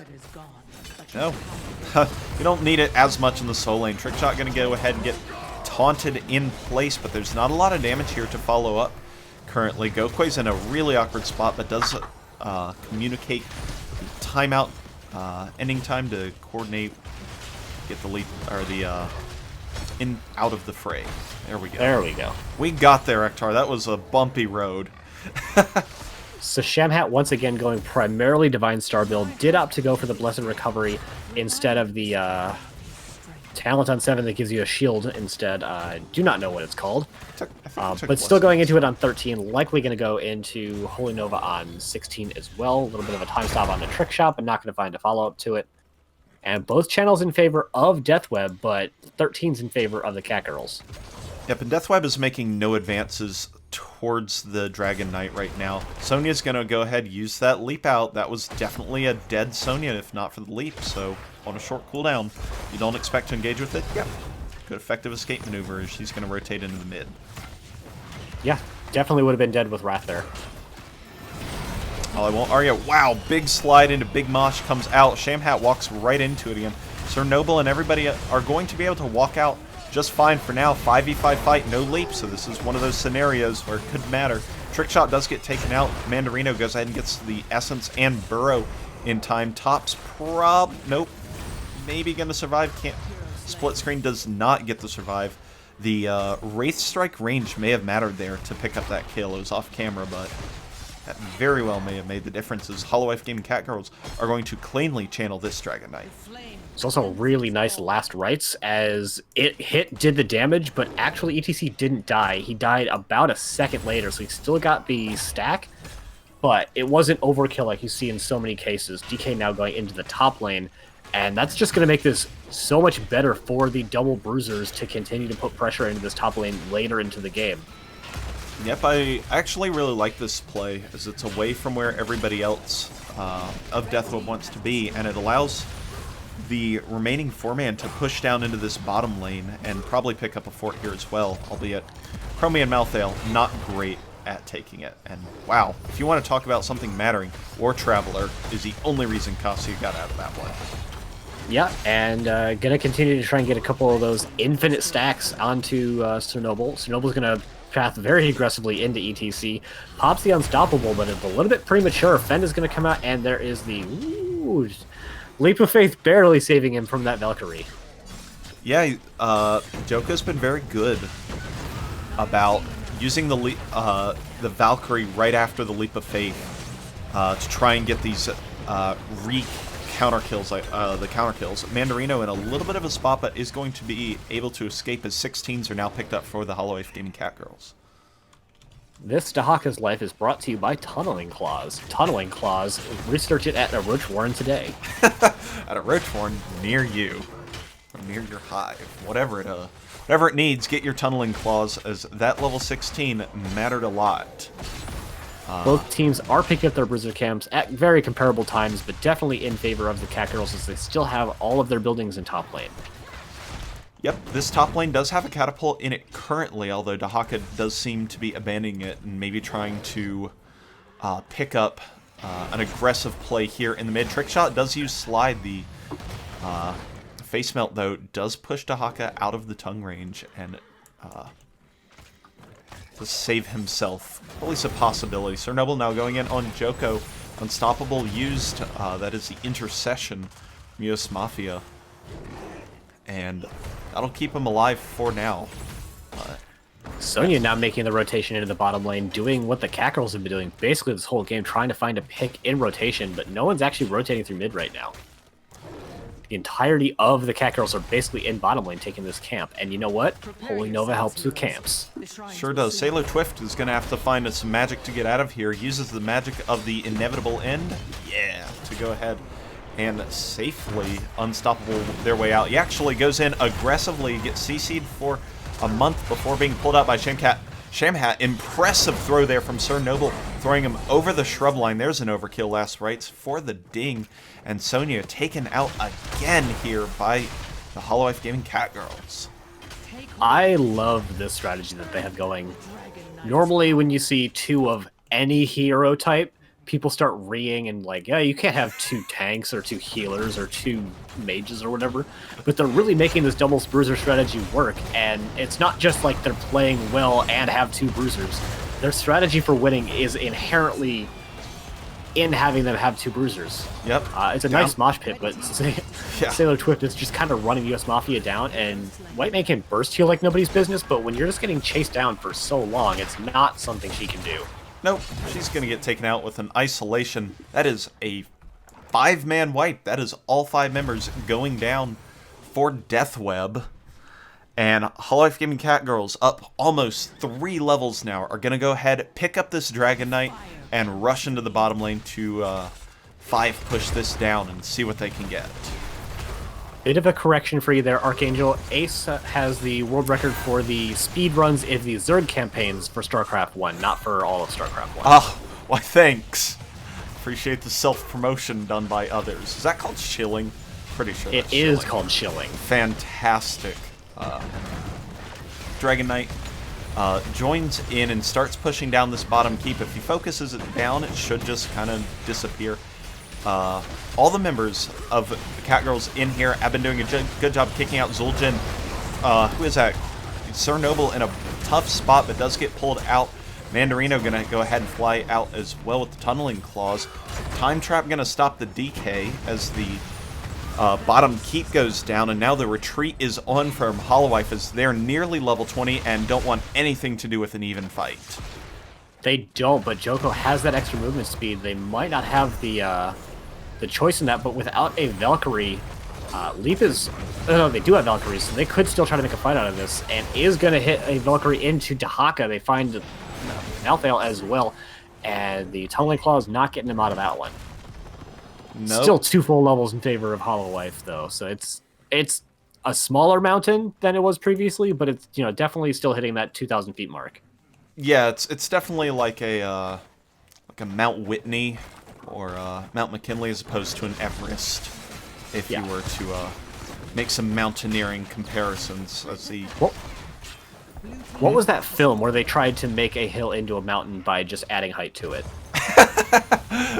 I don't know. That sounds like some kind of game dev thing. You're just like grab terrain, pull upwards. That's it. It's not that hard. Yeah, and then they drop giraffes off of the top of it. Anywho, taking all of the camps in the bottom lane are the Catgirls. Taking the Bruiser camp in the top lane is Deathweb, and they're looking at their opponents because they're up heroes, but down level 20, and a nice time trap is going to stop that engagement. Yep, although it could have been a trap. Sir Noble with the capability of throwing them over the shrub wall into the fort again. Valkyrie gets used to no effect as Deathweb is trying to escape here while also trying to get a pick on the way out. But level 20's still secure as far as the advantages here for Holowife Game Catgirls. Yes, we have the Contagion for Dahaka not opting to go into the Apex Predator for that extra rotations. Glyph of Faith is going to be very strong. The cooldowns between Valkyrie and Leap of Faith are 10 seconds off in favor of Valkyrie, but you don't see Valkyrie getting used on cooldown. So having just that extra save is very nice. And another channel going over in favor of Holowife Gaming Catgirls. Joko just barely missing the Q there. That was very clean from Holowife Gaming Catgirls to coordinate someone on bottom as soon as it pops, someone on top as soon as it pops, and having Sir Noble ready to take it as soon as those became available. That was speed run for pick up the Dragon Knight, and it caught Deathweb off guard. They were trying to get a Bruiser camp out before delaying, and they just couldn't get there in time. Yep. It's still going to be a little bit hard for them to end. DK already down to 62%, but with as much potential CC and blow-up as we have available for Holowife, they might be able to find anyway. The Light Bomb is actually going to interrupt the Mosh Pit. Huge Divine Reckoning is going to find a lot of damage, but no one dying quite yet. The shields are taken off the core, but the first to fall is Malthael, who does return immediately, but he's still very far away. Yeah, meanwhile, Gokwe very low, Shamhat taken out, Sir Noble very low as well. This is a hard map to end on with a DK that isn't quite strong enough. Trickshot going to go ahead and Bolt of the Storm forward, slides onto Gokwe, but actually misses, which could leave him in a dangerous spot if he gets hit by a time trap. Sailor Twift going to try an inevitable end out, but with all of the CC available, that should just end the chase. But it does favor Deathweb with 2 kills and only 6% taken off their core. It does, and as I've been saying all game, they have two different infinite scaling engines. Cassia is already at 93. Oh, I guess not really. Not already, but is at 93 stacks, which is very significant onto that short cooldown Q button. Plus, they've already got a stacked Zul'jin who will only continue to get stronger over time. And this bottom fort will fall, which will take a little bit of that pressure off of them in the bot lane as they'll start getting 1 catapult for 3 lanes instead of getting 3 catapults for 3 waves. Yep, that is at least some kind of relief here for Deathweb. We do have Zul'jin again opting into the No Mercy, so it ignores armor as long as Grievous throws on the target. And the Surprise Furia, which is his most recent level 20, to make his auto attacks bounce for half damage. So lots of damage capable here from Zul'jin. Yep.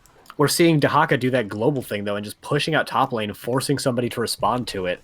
And he's just going to kind of waddle on out of there and should have his Brush Stalker available to get out of there if he gets engaged upon. He does indeed have it available, as the Shrine Points are now available for capturing. And it looks like Dahaka trying to get top, but is going to get slid on by Trickshot, and I don't think there's a way out of that. That's a solo mosh. We want a dead Dahaka, and that's what they get. And Deathweb. I want Dahaka, and I want him now. Yeah. I mean, he's been played well, but that is a free kill over to Deathweb, and that's going to give them a 4v5 advantage for the next 50 seconds of this game. Yeah, it's going to be hard for them, though, because they still have to deal with bottom lane. They still have to try and actually get that bottom point. And the only way for them to securely do that is to fight with all 5 heroes there, which would allow someone from the Catgirls to rotate up. Definitely 1 kill is not necessarily enough to get an objective on this map.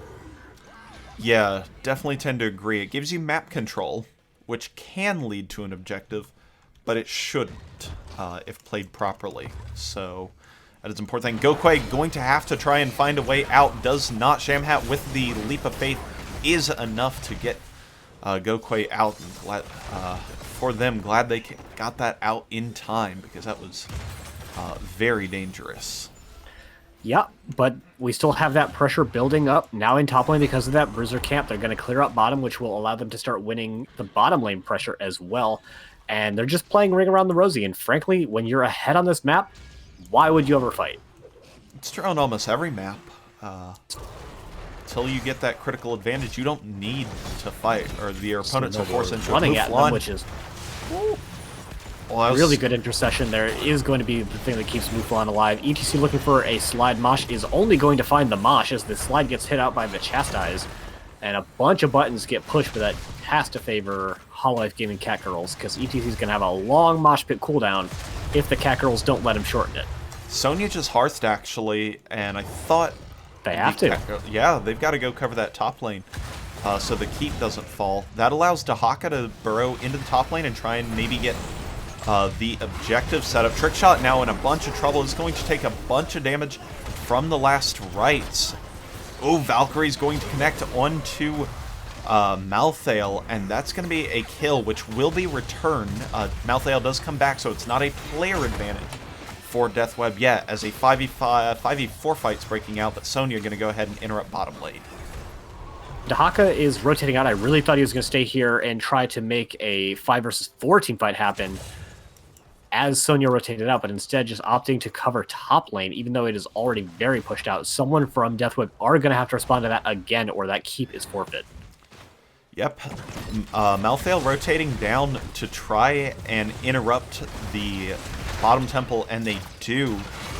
Tongue does not land. Wow, lots of damage though from Gokwe. Takes out the Zul'jin, and now the taunt puts Joko in a dire spot. He's going to have to escape. Malthael loses a 1v1 to Sonya with about 700 health to spare. That is a reverse from the normal, and now he's got a nearly over a 70-second death timer before he returns. Yep, but we had Dahaka pick up bot, and he's already got the Brush Stalker is going to pick up top as well, and it'll be difficult for the members of Deathweb to try and defend against this. Cernoble is using Wrecking Ball to keep them out, but ETC is actually going to find a mosh onto the Chromie and then pull onto Anduin as well. It's an even team fight until Dahaka gets here, and Shamhat is very low, is going to be thrown out, but still taken out. Yeah, that was very close. Wow, USA Mafia drops the ultimate. Gokwe gonna try and sneaky back cap, but does not make it work. Cernoble now taken out in the front line, and Deathweb are mounting a defense of everything post level 20. Except for that top keep. And you know what? Almost everything. There's been a lot of good aggression coming out from Holowife, but I really think they should just play a little bit slower. They're having really strong advantages come with these keep advantages that they have, and I think they just took that team fight a little too quickly. Yeah, waiting for Dahaka to show up was very important, and they ended up taking an even team fight, and there's a lot of rotations that'll prevent you from having to take that, so I think they're getting a little ahead of themselves, which, to be fair, on this kind of a barn burner of a match, yeah, I can agree. Gokwe going to go ahead and time out the Valkyrie. Those have similar cooldowns, I believe. They might actually be identical, 60 to 60, so yeah. So that'll be up for both of them again at the same time, and you can use it to track it against each other. Sure can. Top keep is going to fall. This DK is a lot stronger than the last one, though. Unstoppable is going to get Chromie out of there from Shamhat. But I think that Holowife really need to be careful that they don't just lose here. It's a very strong DK, and they'll still have a full health Sonya in it when the DK falls. Yeah, slowing sands plus the raid boss core mechanics are pretty good. Cernoble is the only one caught in the mosh, and he's going to get taken out as ETC was not interrupted by the rocks thrown. Muflon pops the unkillable to survive the last rights for now, but the DOT will cause him problems. Top's wailing on the cores. It's down to 22% here. Joko trying to in on the core as well. The stun comes out to save it. Joko takes out the core. Trick shot hits it with the face melt, and Deathweb takes Dragonshire. GG, and well played by both teams. Definitely, it felt like from about the mid game on, really Holowife were in control of the game, but Deathweb, they got an advantage and knew exactly what to do with it. But actually, 14 to 15 in kills, you can kind of wash away that last little scrap over the core, but still relatively even kills coming out from both teams. Yeah, it was 12 to 12 as the DK was pushing down top lane there across the bridge. So again, very even game when you average it all out. But Holowife Game Catgirls controlled the first 19 to 20 levels of that game. And then Deathweb really took some very clean fights where I think Catgirls had a little bit of a sloppy set of engages that ended up costing them the Dragon Knight and ultimately the game. Yeah, generally just kind of agree with all of that. Looking at the post-game numbers to see if anything stands out in particular, but honestly, not really. Like, both teams had a good damage dealer. They had similar amounts of siege damage across the teams, and there's no one like really outperforming like you would expect if someone was, carrying or dragging down a game. So really, it just felt like an even game. Yeah. At least the numbers. I think the biggest standout is Gokui's 0 deaths on Chromie, despite a leap and a Valkyrie and an aggressive ETC play. That is a market improvement from game number 1, where there are a lot of Chromie deaths, despite very similar circumstances. So that is an improvement for Gokui, but past that, not a whole lot. Yeah, I'll give you that. The other thing, maybe the 5 Sonya deaths, but that's not an impressive number. You have to have the context as to why those deaths are relevant. But yes, we have Deathweb now on match point. Definitely Holowife are going to be looking to get that game 4 so we can get it to a game 5. And have we heard anything from them yet? Nope. They kind of just slapped the lobby link in the NGS chat.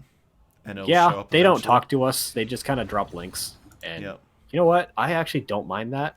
Yep. I've already marked the next map as picked by Deathweb. That may not be accurate, but I'm going to go ahead and mark it and call it a foregone conclusion. Fair enough. And you can always just change it if you happen to be wrong later. I sure can. That is the magic of the broadcast here. And we're going to Battlefield of Eternity. And it was, in fact, picked by Deathweb. There you go. Never so punched. I think this might be my favorite map choice from Deathweb so far, based off of the way the rest of the series has gone, in that this is a hard map to be weird on. But if you be weird on this map, you can get really weird. Go on. I mean, you could, I don't know, take the Lost Vikings and soak both lanes while defending 4.13, 4 1/3 versus 5 for a long time. Like, that's a distinct possibility. But that's the kind of really weird stuff you'd have to do. Like, it's not just a little weird. You have to get, like, crazy.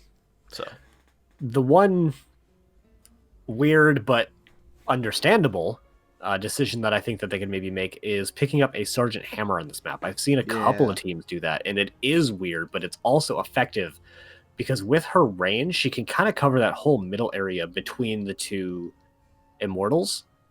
And there's a lot of areas where she can hide and just get a nice defensive positioning with terrain. And if you don't see it coming, it's hard to deal with. Yeah, very, very true. I am going to take a quick bio break, though, as we haven't had teams calling for ours yet. Teams calling for ours, but go ahead, take that real quick, and I'll run it down. No big deal. So, going into game number 4, teams almost already up. Haven't heard quite from Deathweb yet. But HGC are prepared. And we'll just have to see what occurs on this map. Statsman is away. Grabbing, going to the bathroom. Take a break yourself. Make sure not to sit around too long. Go ahead, get some something to drink, do whatever. We might take another break after this game as well, if we go to a game 5. So, yep. I'm trying to think of what each of these teams do, but I just don't know. Let's just run over to the NGS website. You'll probably see the standard gray main. Cassie is still going to be fought over, or just banned out. Oh, that's unfortunate. I'm not on the NGS page. Unlucky.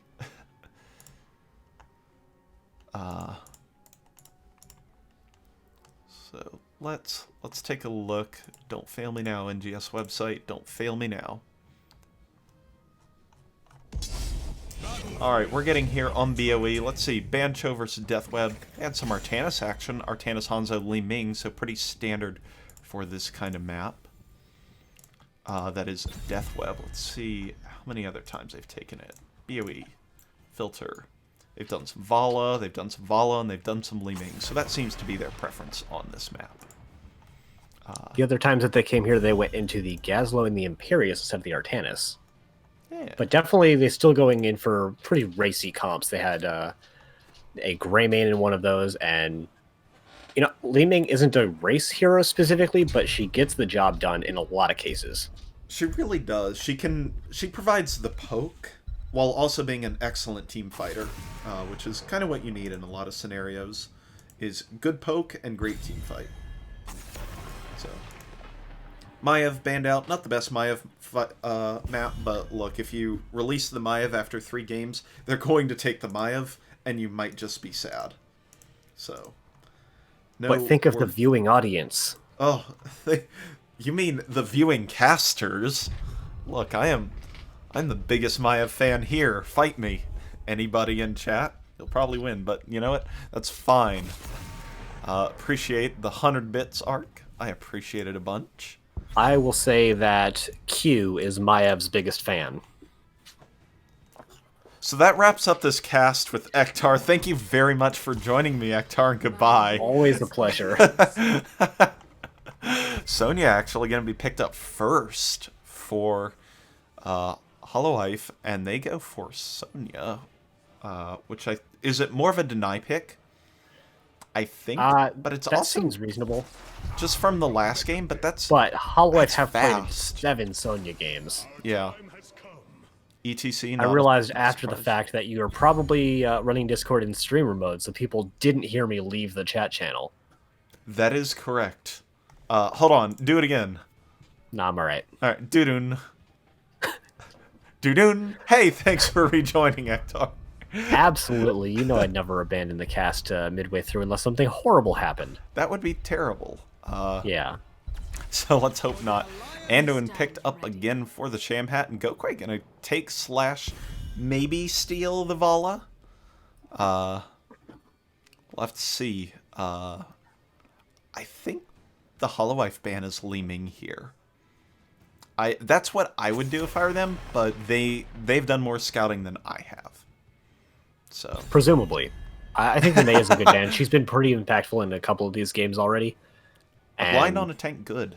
I mean, yeah, for this map. So, yeah, I mean, Li Ming does seem like the ban, but you could also go into some of the other good bans on this map. Rhaegar is not one of the ones I would have expected, but at the same time, I get it. Yeah, I can't argue that ban. They'll just, I mean, Bloodlust is exceptional. The argument is USA Mafia hasn't shown a proclivity to playing Rhaegar. Yeah. So I don't know how much that's actually preventing them from doing what they wanted. True facts. I'll agree with that. Lunara gonna go ahead and get picked up in Malfurion. That's a default skin Malfurion. I wonder if has not played a whole lot here. That is really interesting. That's such a weird pick.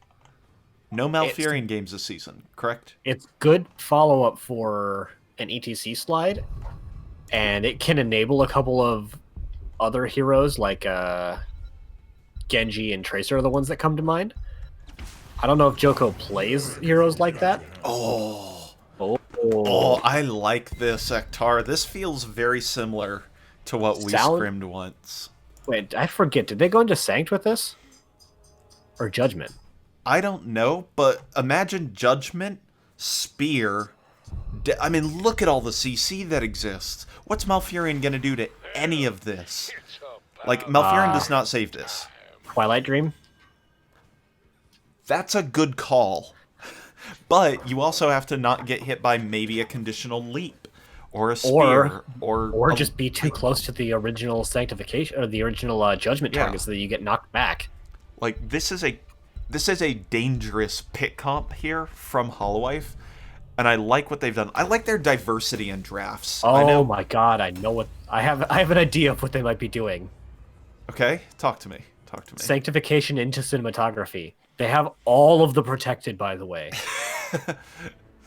Is that good though? As opposed to just like destroying them? Like Judge, Leap, Stab, Rain of Vengeance, Light Bomb. It's a whole bunch of stuff, and we'll find out pretty soon what Deathweb here on the left side of the map in the blue trunks are going to have to do about it. A lot of that burden will fall on Trickshot on the ETC to make sure to counter-engage with some Mashas or something like that. Joko on the Tychus, Mouflon on the Lunara, USA Mafia on default Malfurion and the Horse. I hope that was an intended pick. And Tops here on the Artanis. And on the right-hand side in the red trunks, looking to take us to a game number 5 are the Holowife Gaming Catgirls with Gokwe playing the Vala Cernoble on Tyrael. Shamhat once again on Anduin. Sailor Twift is playing Stab Daddy, and in the top lane we have Mandareno playing Sonya. All right. Taking a look at the level 1s, no surprise for the Q build on the Vala, and everything else. Oh, quarterback is interesting here for Joko. Might be using that to interrupt some kind of combos, which I think is actually a pretty reasonable pick, but is not going to have the extra auto attack range to keep himself safe. And this time we have nice stab going out on a trick shot. That Root is actually cutting off the escape and is going to find Cernoble going very low, but is able to save himself with that shield. Actually gets W by Lunar. Man, we're good with these names. Withering Crippling Spores. And Righteousness, that's Tyrael's ability. Yes, that name that we're definitely familiar with. Crippling Spores reprocced for the kill. And so that's a very early first blood for Deathweb. And for all the praising of the blow-up, that's capable. Sailor Twift goes in and gets a stab and then loses half their health. It's not a particularly good early game comp. It's not, and I'm loving these combos coming out with the Malfurion Roots. It's exactly what I was hoping to see when I saw the two heroes together, and like every root that's come out has been following up a slide, and that's what you want to do on Malfurion in most cases. And I'd love to see some good broccoli stacks too. Broccoli stacks. Mandareno beating the heck out of Tops in the top lane, as Tops is very low and has not committed a tap yet, but is being forced to gate soak XP. Surprised that Mandareno didn't go into starting that siege camp. With Gokwe up here, that is certainly going to change, however. Yeah, Gokwe can go ahead and deal with that, and Artanis is not going to be able to make any kind of plays against it. But while that's occurring, Deathweb goes ahead and grabs the bottom camp and is going to be pushing in here, and there's no true DPS characters here to make a defense of this. So it's going to do decent damage. 2 main tanks and a healer. Hold up. Tops thought was in a little bit of trouble, but instead Vala actually ended up hearthing, so did not engage in any kind of ganking actions, and is going to meet Shamhat here on the camp. Ooh, nice kill by Mandareno here at the top. And yeah, that's really important that they've just kind of been winning in the top lane on most maps where that is the solo lane. And it's just kind of keeping them in the game a little bit. It feels like Deathweb wins a lot of the 4-man or small rotation engagements, but the top lane has pretty strongly gone in favor of Holowife Gaming Catgirls.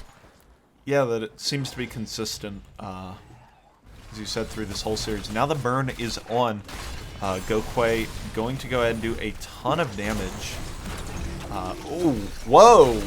That Chastise really kind of ruined the swap, but he has a discipline to make it land anyway, and it almost cost the life of one of the Catgirls. And now, because the retreat is into the bottom lane, though, Holowife Game Catgirls are going to be able to clean up this bottom bruiser pretty easily. Oh my goodness. Yeah, we did have Imperius going in first, and without a leap of faith, he's just kind of gonna get slid and rooted into death, and this is why even bruisers can't face check bushes. Yeah, and when teams get really good at blow up at even higher levels, tanks can't check bushes, and it becomes even worse. Only abilities. Yeah, can take the bushes. That's why Healing Dart is so good, because it can check bushes every 3 seconds. That's pretty good, Ektar. Good tip for the viewers out there. Yeah. Halftime going over pretty staunchly in favor of Deathweb. XP is very close between the two teams, and there's not a Bruiser camp pushing in either lane. And as it always is, it is race positions during the first objective, and Gokwe gets out 1 Q before having to dash on out of there, and just barely avoiding the Artanis E. Phase Prism? That's the one. Pretty sure it's Phase Prism. Yeah. Between us, we know 80% of the things, 40% per person. Yep, Chernobyl is getting chonked out by Joko there with the bigger they are. And another broccoli stack. They're up to 9 already, and that thing's going to start hitting really hard. Montereno is going to have to walk out of there, but it's hard to walk away from Lunara because she walks just that little bit faster. And trying to fight in 5 versus 4 went really poorly for them, and Tops is just going to casually take out the Immo. Yep.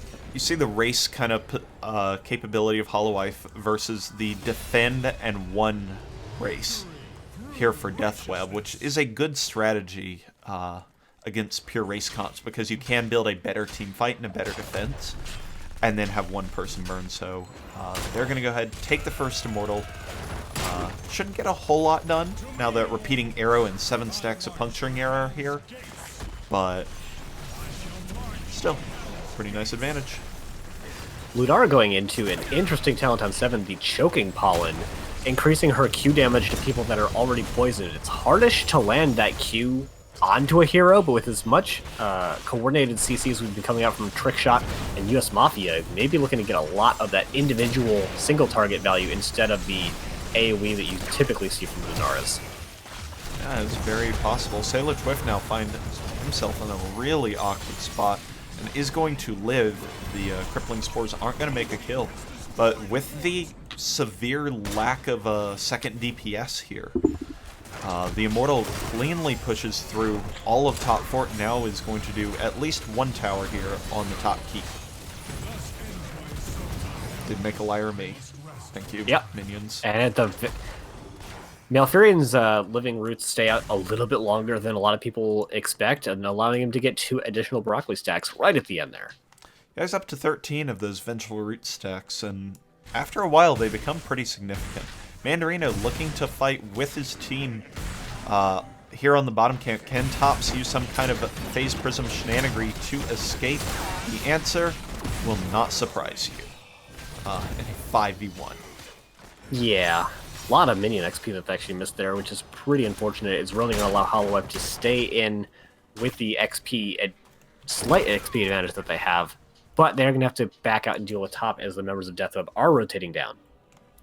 Yep, it is a small XP lead. I was going to say despite the kill gap, but it's actually 2-2 in kills. Fort gap. Yeah, the fort gap, which has provided a 340-something XP difference so far. 1 minion wave-ish. So, yeah, level 10's very close for both teams. TLDR. Yep, we have Artanis taking that Bruiser camp, which has not been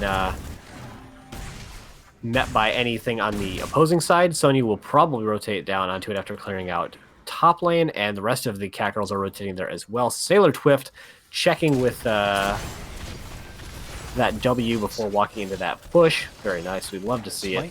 Smites the W. W's the retribution. Oh, you're right. Wait, no. Sailor Twift checked it, not Tsunoda. Oh, Imperius. Yeah. I don't know what that one is either. 20% of the knowledge. Odin gets popped as we commit to this fight. Trickshot does go for a slide. Nice preemptive Eldruin there from Cernoble to try and escape. Mandarino, though, gets caught out on a flanking position and does have to leap away. Speaking of that, that is the main ult for the Sonya. We've also got the Judgment from the Tyrael. Light Bomb going to come in and save Shamhat for just a quarter of a second, then dies. Twilight Dream is going to connect as well with a good mosh pit from Trickshot. That's 3 kills over for Deathweb. Not a problem in that fight, and they're going to go ahead and take this to halftime. Yeah, 5 stunning heroics the team comp, not quite finding the engagement that they were looking for there, with a lot of damage being put into Sonya before it even started. Yeah, I think that was supposed to be some kind of engage, and then Tyrael had to back on out. So Sonya kind of just caught in no man's land, and Deathweb sniffed it out very well and was able to make the aggressive play.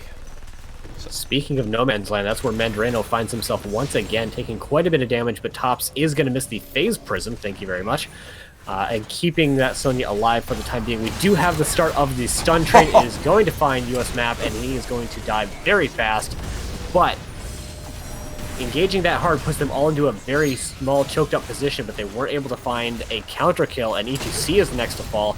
Joko is trying to chase down Sonya without that extra range, not going to be able to do it. Tops looking for a swap out, isn't going to get it, and will be the 3rd taken down. And the Catgirls now have a kill advantage. A small one, but it's there. Odin from the bush is actually going to come in, try and finish off the race here. There is 2,300 health still remaining in Cernoble plus Sailor Twift. Have a chance to push him out of this. Odin has a very long range, and while the whole thing occurs, Gokwe and Mandarino go ahead and pick up the Immortal and deny the Hearth a little bit, because you're doing that in front of a Tychus Odin. He's still trying to do it too. Gokwe was there as well. They're actually maybe going to find that kill onto Joko. They force out the suppression pulse instead. Another broccoli stack is going to find Shamhat to death. Really well done. They even committed the Twilight Dream there to make sure that nothing was going to be able to save them. Yeah, pretty sure nothing that'll make this a much but easier defense. Yeah, I mean, that's going to be front wall, and that's about it from this Immortal here. As 4 people up to defend. Tops is actually going to get left upon in the top. Gokwe dealing out a lot of damage and does get picked off. You've got to be careful about that if you're Deathweb. When teams fall down, fall behind and lose people before an objective, they often try and alt push or do something a little different, and you generally just not considering it. So you got to be real careful with that. But yeah, now the teams are going to trade forts. Pretty much the expected outcome given the way that the objective phase went there and getting that kill out onto Artanis. And then they're both just going to take a camp in the lane that they just got a fort in. So perfectly symmetrical violence coming out from the teams here. Yep, it won't solve the problem here. You'll have to see some asymmetrical violence at some point as the rotation does come down here from the Holowife Gaming Catgirls towards this bottom lane. And there is a gank attempt here for Sailor Twift. Good luck. Preemptively pops the spears to stay alive, but wow, the Mosh is good. Sailor Twift not dead yet, though, still living with the armor, and that's a lot of commitments here from Deathweb. Judgment got put on short cooldown, so the engage is up, kinda, because some of the stuff is still down. Did you see how that happened? Was it a Tychus grenade? No, it was him popping Odin, so he became untargetable as he became a different hero for a second. No, that's kind of wild. I've never seen that before. That was actually super cool, but it means that they have Judgment available now, and they're going to use it onto the Malfurion, who has Twilight Dream available, and is probably going to use it as a disengage here. Here it is. There it is. Tychus gets brought down very low, but is going to find a lot of damage into Cernoble. The Huehues are finding Gokwe, but not going to secure that kill quite yet, and that is going to be all 5 heroes on both teams backing out, but Tops is in position to get the very fast start to this race.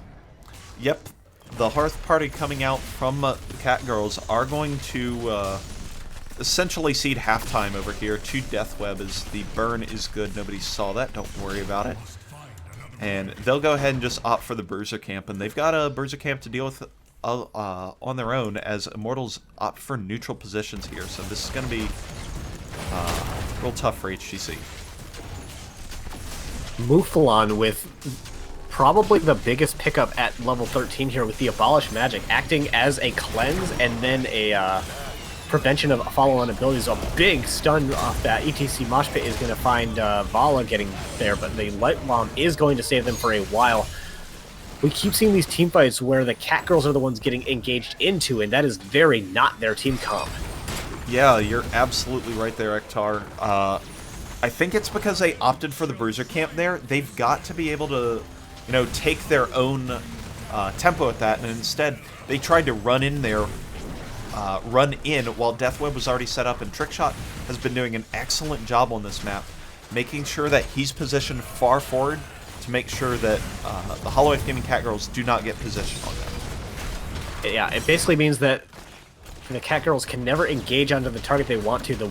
The last time they tried to engage onto USA Mafia, but he was so far back, only the Judgment was able to land, and that allowed him to walk on out of there. It worked the first time when Mafia was too far forward, but it has not worked since. And they're actually pressing out onto core and making an issue of this. I don't think they're trying to end. I think they're trying to let the MO get top keep, which it will not do. Nope. They end up opting for the bottom keep advantage, which is a small difference because they have 2 forts in that lane versus none for the Catgirls now. So that will be continuous 3-0 pressure in terms of catapults per 3 waves. As opposed to if it was in top, it'd be 3-1. I wonder if that Bruiser camp was the reason they didn't lose top keep, because it was actually keeping back the minions all the way to the keep. I would imagine. Minions have surprisingly high structure damage. It does 3 times the amount of damage to structures and other minions, so... I thought it was 2 times on the Archer minions. I could just click and not see because it doesn't tell me. It sure doesn't. It is between 2 and 3, one of those discrete numbers. But regardless, they have a multiplier on it, and now the members of Deathweb, seeing the Catgirls in the bottom lane, are just going to at least threaten pressure here, and Mafia are going to go ahead and ward the bush a little bit. And now, they're grouped up really tightly. Leap Light Bomb combo doesn't find any purchase here, and that engaged condition is down for the next minute for the Catgirls. I would have liked to have seen Deathweb go in a little bit more aggressively, pop the Broccoli to tank tower shots and just rip the keep, but you know what? They're sitting in a Coastal Finals and we're not, so what do I know? Gokwe gets swapped upon, is going to get pulled out by the Leap of Faith. Really good save coming out from Shamhat, and they're going to try and use Odin to force down those top keeps anyway, and I think with as much duration as they have left, they should be able to do it. Yeah, I don't see too many issues here. Top's going to go ahead and get put a swap into an awkward spot. USA Mafia is in a lot of trouble, as well as Tops, who took the negative armor here. Everybody is so low here for Deathweb. Mandarino trying to chase down kills and does spin to get 1 kill. Anduin picks up the second, but at the cost of the Sonya, and they do not get the top keep. Lives with 1746 health, and that will give the Holowife Gaming Catgirls an advantage going into this Immortal phase. It will, but not as much as you might think. Like, the race potential on Deathweb is still pretty decent. It's obviously not great because they don't have their Artanis, but Lunara does surprisingly good damage with the Nature's Calling, and even the Choking Pollen is going to give them a lot more single target race. Sailor Triff goes ahead and finds an engage. Joko gets Holy Grounded out, and that is a bonus staggered kill picked up for the Holowife Gaming Catgirls. And if they needed something really badly, it was that. That thing that they need is Sonya respawning because there's 3 catapults in the bottom lane, so she will be able to defend against that, but somebody had needed to. Yeah, I'm sure they had calmed that out. Wouldn't want to, just accidentally lose your whole core to nothing important there. So what we've learned in these team fights is that if USA Mafia stays alive, Deathweb win. If the Judgment leads to a USA Mafia kill, the Catgirls win. Makes sense. I mean, makes a lot of sense. That's the game right now. Currently, Sonya has cleared out enough in bottom lane that she's going to start engaging and coming to this team fight. Top is pushed out so much. There is the engage. Stun. USA Mafia is dead. Congratulations on your impending team fight victory, Holowife Gaming Catgirls. Yep, they go ahead and leap bomb combo in. Muflon trying to get damage onto Gokwe, but just ends up leaping over and dealing some damage. Cernoval going to try and chase them down, but it's not going to find anything. But I don't know what Deathweb was doing outside that gate. That gate was paper anyway, but I cannot believe they're standing so far out. Like, Yeah, same. That blew me away. And USA Mafia. Blew USA Mafia away, too. Shout out to the Immortal actually following up the stun combo there as well. Yeah, I mean, he was locked down for so long, he acquired target and just slammed the whole thing down. I'm really interested as to why the rotation went to top lane. Maybe it's because the Odin is a really, really good defender, but they instead get no keeps out of that. They do have to keep walls down to maybe put pressure on later, but... I think they're just trying to get level 20 and maybe try to find something with that. If they just get level 20 and play passive, I think that that's a little bit of a mistake. Their opponents have the map advantages, so they need to take that level advantage that they should find. Yeah, and the Bruiser Camp and maybe a little bit of extra trickle XP should get them to level 20. Wondering if we're going to see the Angel of Justice upgrade to Tyrael to get more judgments. It's their engage condition. I wouldn't be surprised. We'd see it. It is. Ignore Pain, Farflight Quiver, Impervious. That's a great pun name. Impervious on Imperious. I don't see that much either. It gives him 75 spell armor, and he gets an Unstoppable, which actually can be used to buffer out the spear. So you can guarantee connect the spear, which I think is a bigger purpose of it. Yeah, but Deathweb have done the smart thing. They have retreated deep into their... Bye-bye. They have gotten judged upon. Sailor Twitch going to find the follow-up? No, the leap is actually going to be the follow-up. Looks like ETC is trying to find a mosh, but he gets interrupted from even starting it. Finds it there, but is going to hit out onto nobody. So he's just having a solo party there. And yeah, now it's going to be really difficult for Deathweb to try and make anything happen, especially with that stab coming in on the trick shot. Ooh.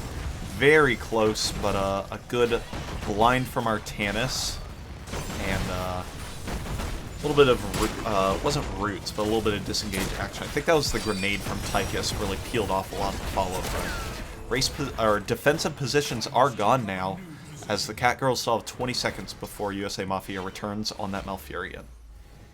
Yeah. Emo should be going into the top lane, which is probably not the lane that the Catgirls would want it to be going into, as they do have that counter pressure with multiple catapults in the bottom lane. Yep. Judgment coming out onto ETC, and if you have enough stuns, even he gets taken out, but the Abolished Magic is going to get him out of there pretty decently.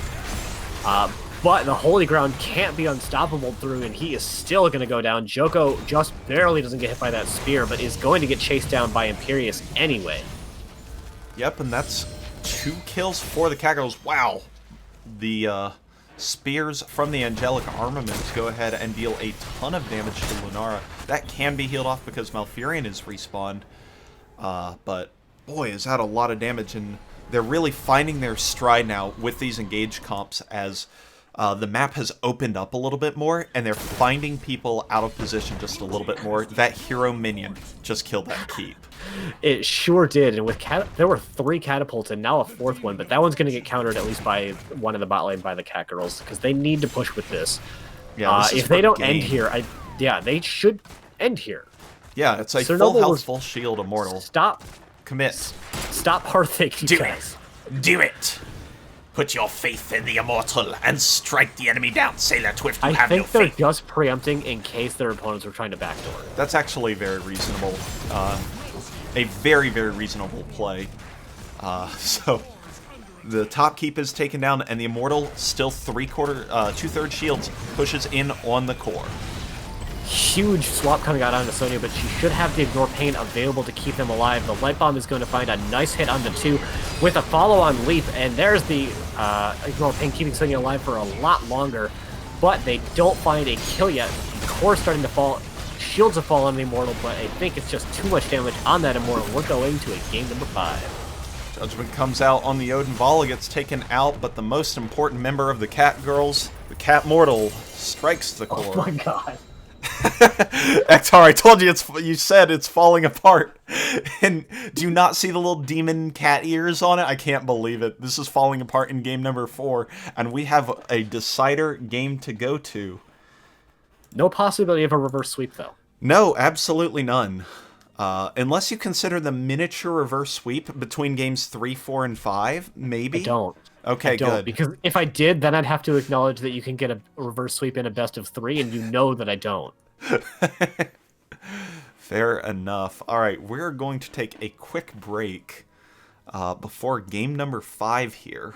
I'll drop it to this screen and just move it around a little bit while we wait for game number 5 to set up. Take a break, get ready, get strapped in for the last game in B Southeast this season between Deathweb and Holowife Gaming Catgirls.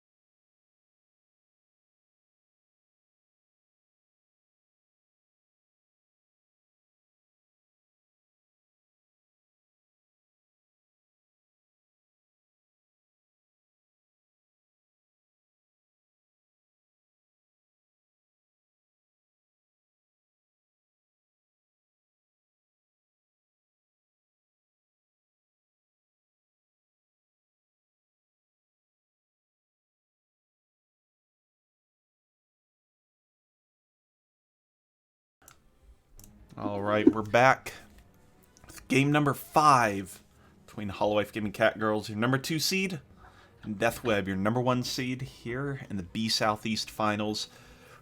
On this map tracker here, you can see a very alternating checkerboard pattern here. First pick has won every single game, and every team has opted for first pick after losing the previous game. So congratulations, Deathweb, you have won. I mean, Hard to argue with that kind of math. Seed 1 advantage right there. It is. Be sure to put in your end of season survey if you don't want first pick advantage always going in favor of the highest seed in the playoffs. I forgot to do that. I'm gonna have to edit my response. Be ready to be met with the brick wall of the board. I am the board. Unlucky. I am the board. All right, we're getting in a draft here. We haven't missed anything.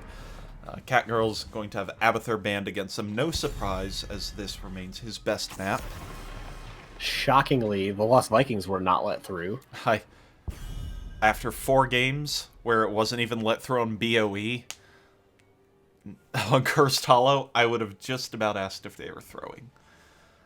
You know, MFCEO, that's a valid question. There were 2 maps remaining, Volskaya and Cursed Hollow, and they actually opted for Cursed Hollow. Yeah. But, you know, it's the map pick of the Catgirls, and they've been the ones doing the weird stuff, and this is definitely a map where you can do weird stuff. Yep. The weird stuff will not involve an Abathur, Dahaka, or Vikings, or Maiev, but I don't think the Catgirls were planning on the Maiev. There's Cassia. Couldn't get my prediction in time, but Deathweb opting for the Cassia 100%. Can I get my prediction? Okay. Chromie. Okay. What about Anduin? Can I be real daring? Yeah.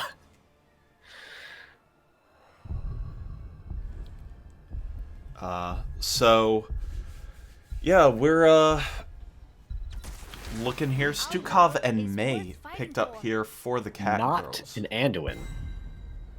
But No. you didn't call it teams. You could still be right. I could, albeit it'd be on a technicality. So It would, but you know, Whitemane and Anduin were the most played healers by Deathweb, so it wouldn't be that big of a surprise. And you're right on a technicality. Yeah, technicality. And the most inventive skin in the game too, the Terran Anduin skin, turning him from a human into a human. It's Blizzard. I know you're about those memes, but my goodness, that is a peak meme. It is, and he's wearing a military uniform, and he's already a king. He's already doing that all the time. And it's a Valerian skin who is a prince, and for a long time, Anduin was one of those. It's very meta. I love it. I love it. Yeah, Protoss got mixed with the Draenei, and the Zerg got mixed with some others, and Terrans got mixed with humans. Big brain. All right, Greymane and Chromie banned out now. So you are I will not be correct. incorrect You by are not- virtue of it getting banned away. Yep. Malthael? I kind of would think Malthael. Really good Could on see this it for map. sure.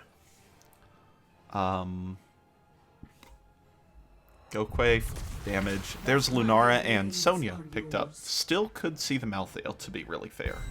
Multiple leaping heroes picked up in that same draft. Yep, Leaping Strike and just Leap picked up, so lots of capability there. Chronivas calling the Falling Sword Light Bomb combo. It's a good one. I don't believe it.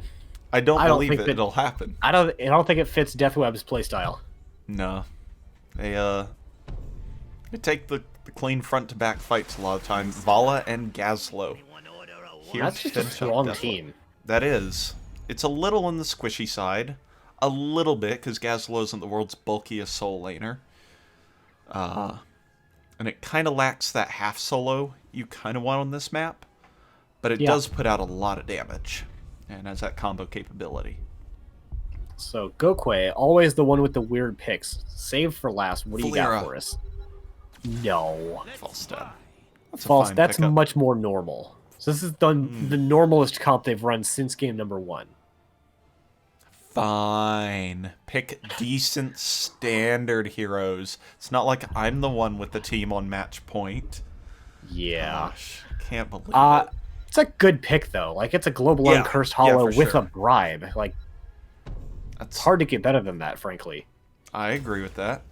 I would. Plus, I like the Catgirls solo lane situation a little bit better as well. Yep. Oh, that is a good point. Waterbird just said bunny hop all over the map. Nobody picked or banned Diva this entire series. Yep, not even once. Would have fit with the leap bunny hop kind of theme they had going on there. Yeah, we saw that the other day. I forget where exactly. Yeah. All right. for the last time tonight, very hopefully, or else something's gone horribly wrong with this game, we have Deathweb, your #1 seed, trying to take it home here on Cursed Hollow in the Blue Trunks. We've got Tops on the Gazlowe, USA Mafia on Anduin, Trickshot, Johanna, Joko, prizing the role for the 3rd time on Cassia, and Mouflon on Vala.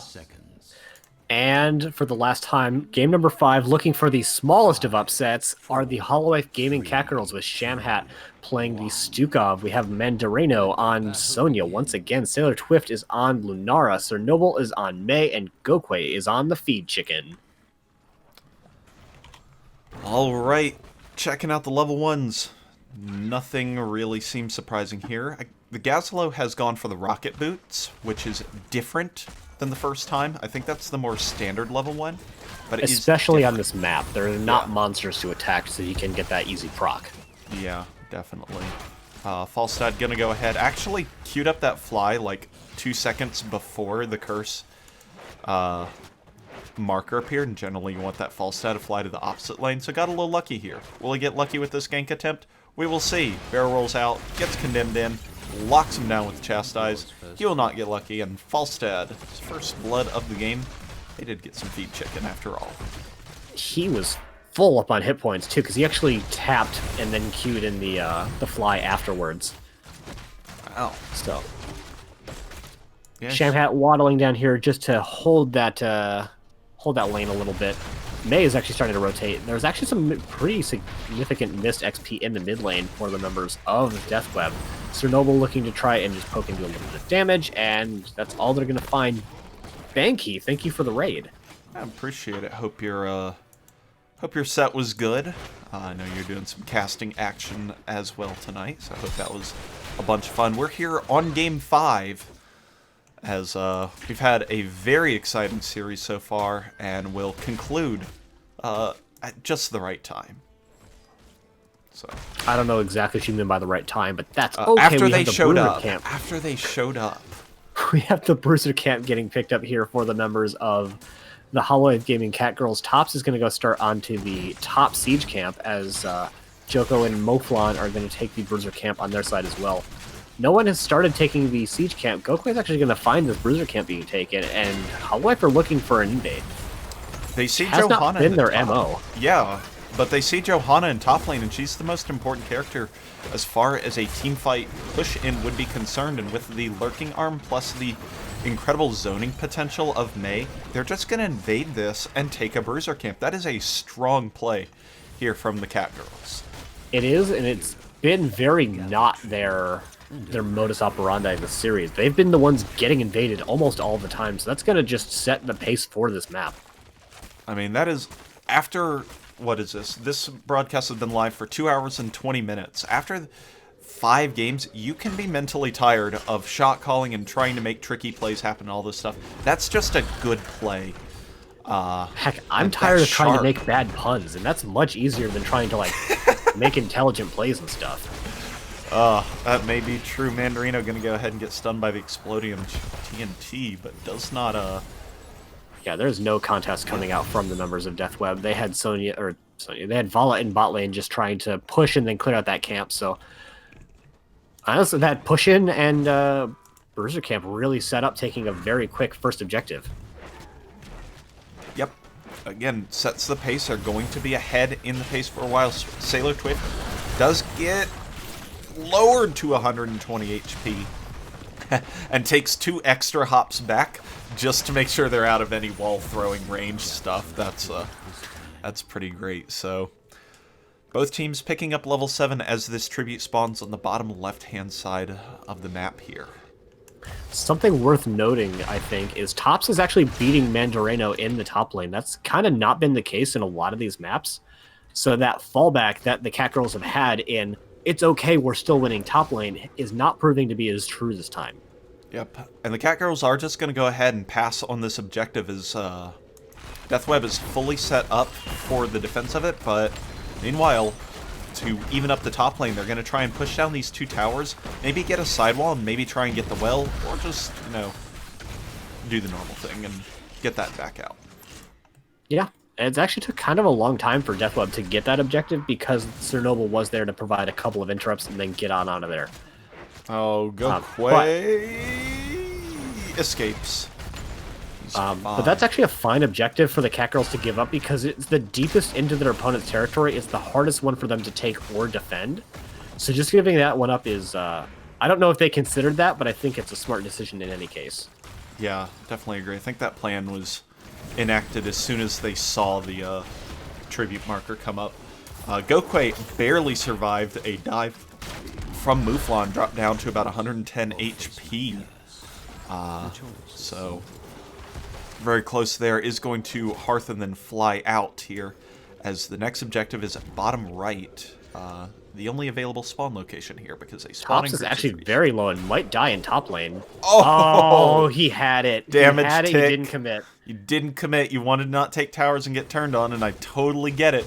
But you waited. You gotta wait for that tick to go off. Unfortunate if you're a Catgirl fan in the chat, which I know we have a few of them here. Sometimes it's okay to get turned on by towers.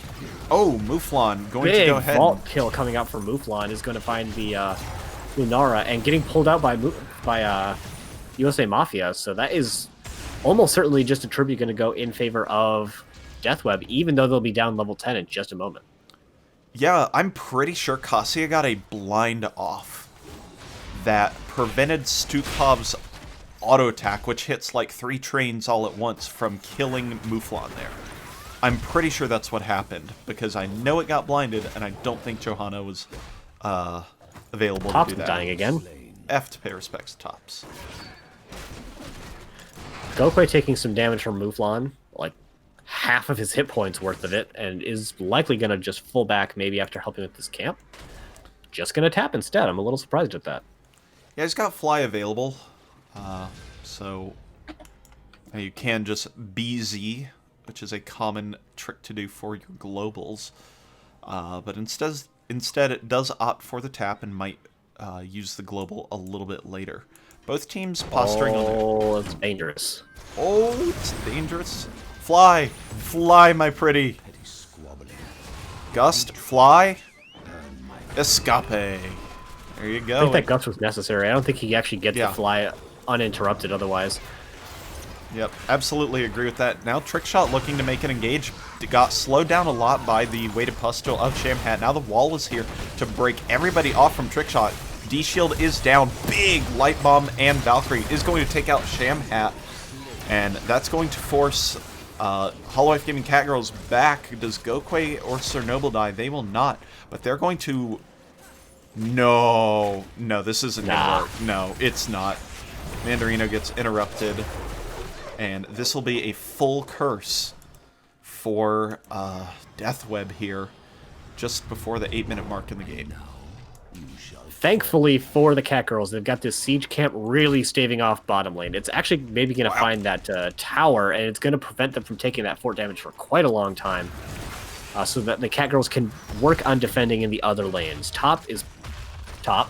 Chernobyl is defending, but it's not a very good matchup for him. So Tops is going to start really doing some good damage up there, and the other 8 members of the game are all in mid. Blessed Shield misses out, tried to hit Sailor Trift and Shamhat. Gust is going to come through. That looked like a Gust position. Mouflon going to get taken out by the Lightning Rod of Gokway and does escape. Chernobyl trying to augment the engaged Joko. Going to get bumped out. Wall time stops out the Anduin and walls out everybody else. Trickshot still in a bunch of trouble with 2 seconds left on the D-Shield. Anduin does get taken out, so that's 2 kills for the Catgirls while cursed. So that's a great trade up for them, and Gokway going to fly out to the top lane to go ahead and pick up that soak. I'm loving the way that Chernobyl is using Ice Wall as a wall. Like it's by far the least common usage of that ability. You almost always use it as a setup with that big old stasis, but if you can keep people from escaping because of a wall, like that's some of the best CC there is. Yeah, I mean, Ice Wall does allow for a free stun off of Blizzard, which I would like to see a little bit more, but nonetheless, it is a significant wall that lasts a while. It is quite good. I don't think that Gust was necessary, but it is for safety. As the Holowife Gaming Catgirls take their own boss, and we'll see if they go boss to boss. While I think they're going to go boss to safe soak, honestly. Yeah, I think it's a little dangerous now that Gust is down. Yeah. But So they are just going to waddle and take some damage in mid lane? No, they are looking to go boss to boss. They're just doing it kind of slowly. Boss in top lane is just falling now. I don't know that they have the clear to kill this boss before members start showing up, but maybe.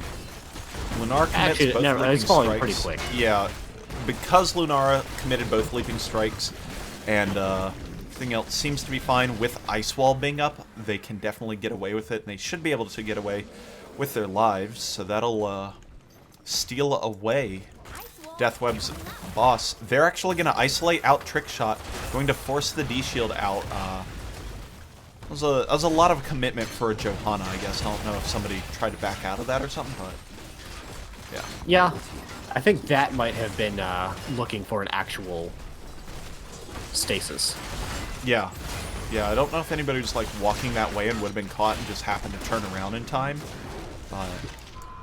Yeah. Macro from the Holowife Gaming Catgirls is strong right now, though. They're up quite a lot in Mercenary XP, partially due to taking 2 bosses, but they've been on top of it. They've invaded the Siege camp twice at the top and the Bruiser camp once. So I don't think they're going to go for this objective. I think they're just going to push top fort, and frankly, I think it's a good play for them. Yeah. Well, you know. Look at me being wrong again. Yeah, I think they saw Deathweb rotate up through the vision. I don't know if they had it or not.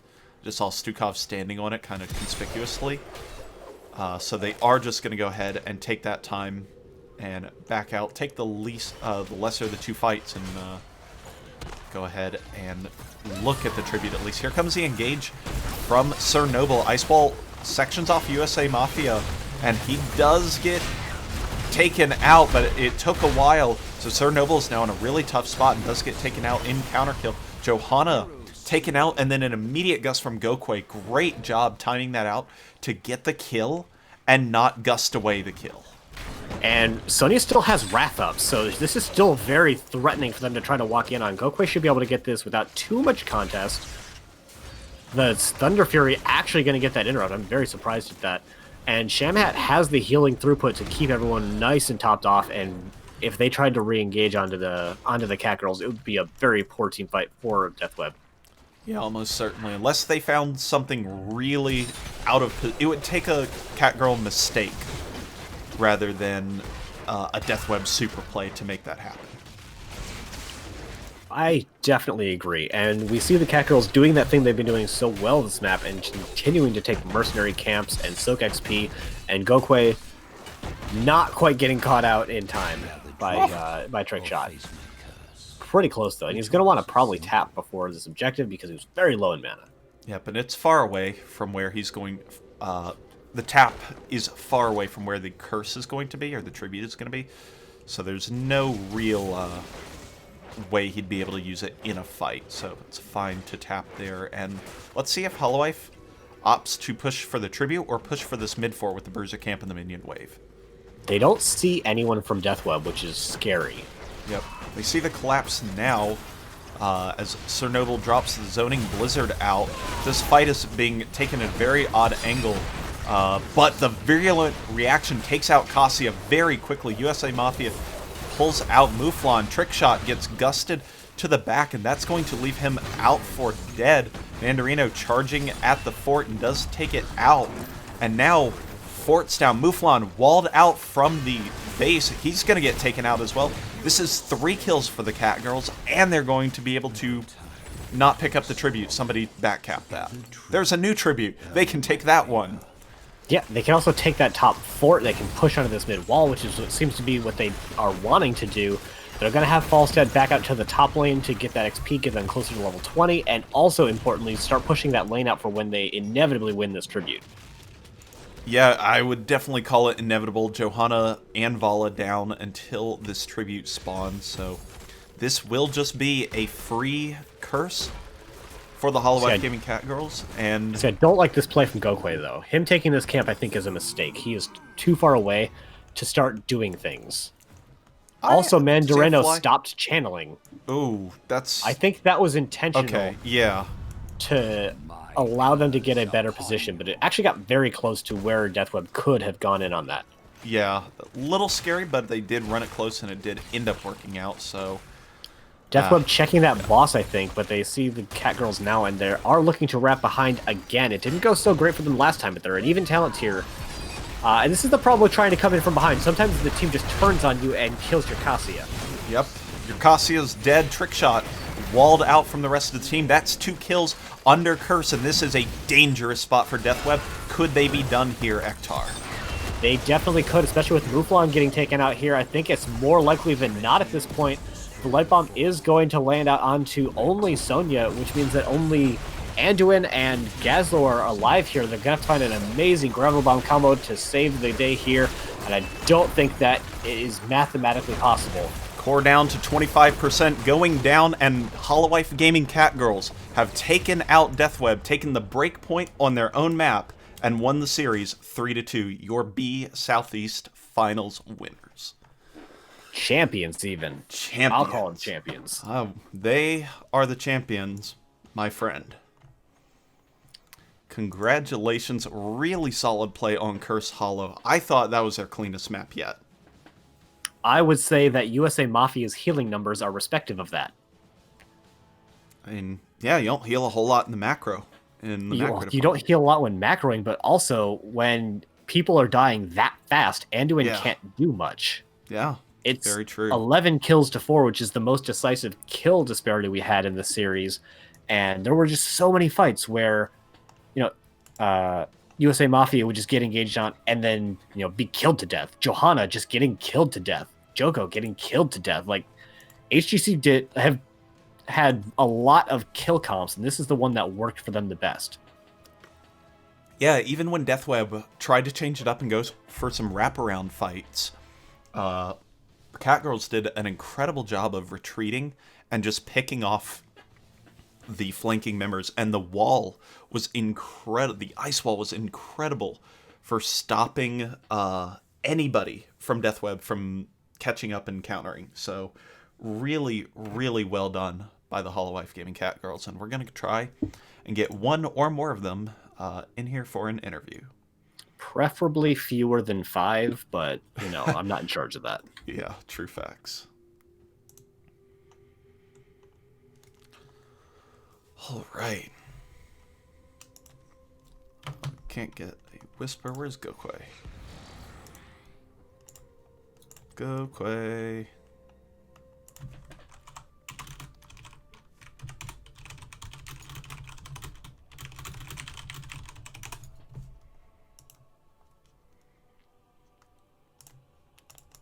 Wedge, calling them a first-time team is a little... a little... I was told Ingenuous. I brought 5 people. How does that sound? Damn it! Did you not hear Ektar say specifically? Well, I hope they don't bring 5 people, but Incorrect. I can't. We brought 5 people. Fantastic. Let me try and balance all of your overexcited audios. Congratulations on your 3-2 B Southeast champion victory. Thank you. Congratulations. So as a first-time NGS team, what does this mean to you to come in and take a championship? Oh, yeah. So first time in NGS, we're just dude, we just got out of Heroes Lounge. We're let's look to it. Let's see if we can do no. It's hype as hell. This is awesome. Anyone that doesn't know, I think everyone on the team has played at NGS, but not on this team specifically. For multiple seasons. It's a new team. It's just not new players. I don't think Reno's played in MGS before. No, Reno's new. Okay. Yes. Welcome, Reno. Yeah, and not every season's going to be this easy, Reno. No. Not easy. We're not going to win every season, is what I meant to say. Don't get used to it. 2 hours and 35 minutes later, you finally come away with it. That was all but easy. Deathweb gave you a hell of a time. Oh, hell yeah. That was not. That was probably one of the funnest series I've ever played in NGS. Oh, yeah. I'm gonna just throw that out there. That was incredible. I'm still shaking. Yeah, Goku. How long did you say that was? I'm pretty sure Goku didn't breathe for 2 hours and 33 minutes. Yeah, that sounds about right. That's what the breaks were between games, just to get him on inhaled oxygen. Just roll up a tank like it's a football team. I needed a tank to get back into it. About every 5 minutes, Shan was just remember, breathe. Literally. Good strats. Good strats. All right. Let's think back and let's go over this very quickly. Sure. Game 1, Infernal Shrines. We'll only get like a comment or two, or we'll be here for another 25 minutes. Of course. But you draft Double Mage with Diablo. What's the idea of the comp? What you doing here? So at that point, we picked the Diablo because we wanted to take it as a deny, knowing that they'd probably go into the Johanna, and they went with the Cassie as well. So we knew they wanted to control fights, so we went for a more control style gameplay. We already committed to the Diablo at that point, so it wasn't something we could have fixed. But we thought Double Mage would have worked pretty well in terms of what they wanted, and Diablo's relatively tanky enough to survive their damage, so we should be okay. I'm pretty sure we ended up throwing one fight late game and lost. But yeah, you lost on top objective and then lost on the core defense. So yeah. Would you have rather opted for somebody like a May if you could redraft the Diablo? 100%. Okay. 100%. I would always rather play May. Yeah. I think we sort of figured out as the series went on, they've moved on from Diablo onto ETC. Mm-hmm. Yeah, I think they took it, 3 times at least? Maybe 4? Pretty much every time it was up, if it wasn't Johanna. Yep, it was the middle 3 games were definitely all ETC games. So you lose that game, and you come back, and you go, all right, we get first map, or you get first pick, and they take you to Towers of Doom, and you get to do the thing. How happy We did were the you? thing. You did the thing. We did the We thing. did And you were down 23-7 in core shots at one point. Any All doubt? according to plan. Yeah. All according to plan. So in a scrim the other day, Yeah. we were down 40-14, Okay. and we won. Shout out Boog and Yeah, Squad, shout by the way. Similar comps, but not exactly the same. That we were planning to run, and then we were like, Valir looks better here. Yeah. Um, We were not set on the Valir at all that game. Okay, that was the Until next pretty question. much the last second. Yeah, But- was there We were any set on hesitation? it from the map pick. Huh? Yeah. Yep. We expected Towers to be banned tonight. To be honest, this was a little weird for us because we expected Towers to be banned on top of what was the other one? Alterac. Alterac. Yeah. So I kind of expected those 2 bans. Towers didn't go through in terms of bans, and I guess we got to try to win, and Yeah. it worked. It sure It's did. cool. We have a love-hate with that map. Yeah. Definitely love-hate. Yeah. we hate the early game, we love the late game. Yeah. Shocking, I tell you. You Abathur players, I can't believe it. All right. That's a quick match, Abathur, by Yeah, the way. quick match Abathur. Reno's insane on it. Pretty good. Pretty good. So you win with your favorite comp. I'm going to call it that, even if it's not. Then you go to Dragonshire, and you win the first 19 to 20 levels of that game, Yes. and then it just kind of fell apart on you. Any clue what happened? What kind of... How... I inted bot. Yeah, we entered. enough. We were the way we No, looked no, at no. it is We were- didn't int, I inted. All right, Yeah, I it was reported a you, so you're series of fine. events. Yeah, but as long as you report them. Okay. Yeah. Okay. We had again back to the first game went. We were feeling really good that game. We had one mishap in the late game. They capitalized on it. They won. There's nothing we can do about that. I think our performance there was fairly solid up until that point, though. Agreed. And I mean, It really honestly came And down a lot to for that. Deathweb's ability to like hold it together too. Deathweb is Yeah. like great. Does so good at being patient and holding it in when we're feeding. So and weird rotations that make me sad. Yeah, they got a lot of picks Yeah. that we didn't see Yeah. coming. Yeah, It was you got a like lot of 12 of picks on the Sonya in the top lane early on with the Malthael plus Dahaka composition, but they were able to clean that up, use Leap to escape a little bit more, and then take some really solid 4v4 and 5v5 fights overall. So, Yeah. Brazil Jane gave us a lot of problems on the DK when we did take it. We got a lot of value on that. huge value. It's like running into. That is so true. We kept grabbing the DK and we're like, dude, we can end on it. And then we No. kept running into a Zul'jin. It's pretty much the same like mentality of running into a level 20 Nazebo. Like, it doesn't do you any good to do that. Yeah. I can see us picking up that Zul'jin on Dragonshire in the future. Yeah, Yep. I'm very interested now. Same for idea sure. on Volskaya as well. Yes. Where you take it because the fights get drawn out due to the nature of the objective. You can end up spending a lot of time stacking, losing an objective, and then you just like auto attack the thing. We won an objective, but lost like 3 members. So all the other team did was push 4 people to go soak lanes, and their Zul'jin just attacked the entire Triglav to death. That's fun. And you got like 15 stacks off of it. I'm just like, oh no.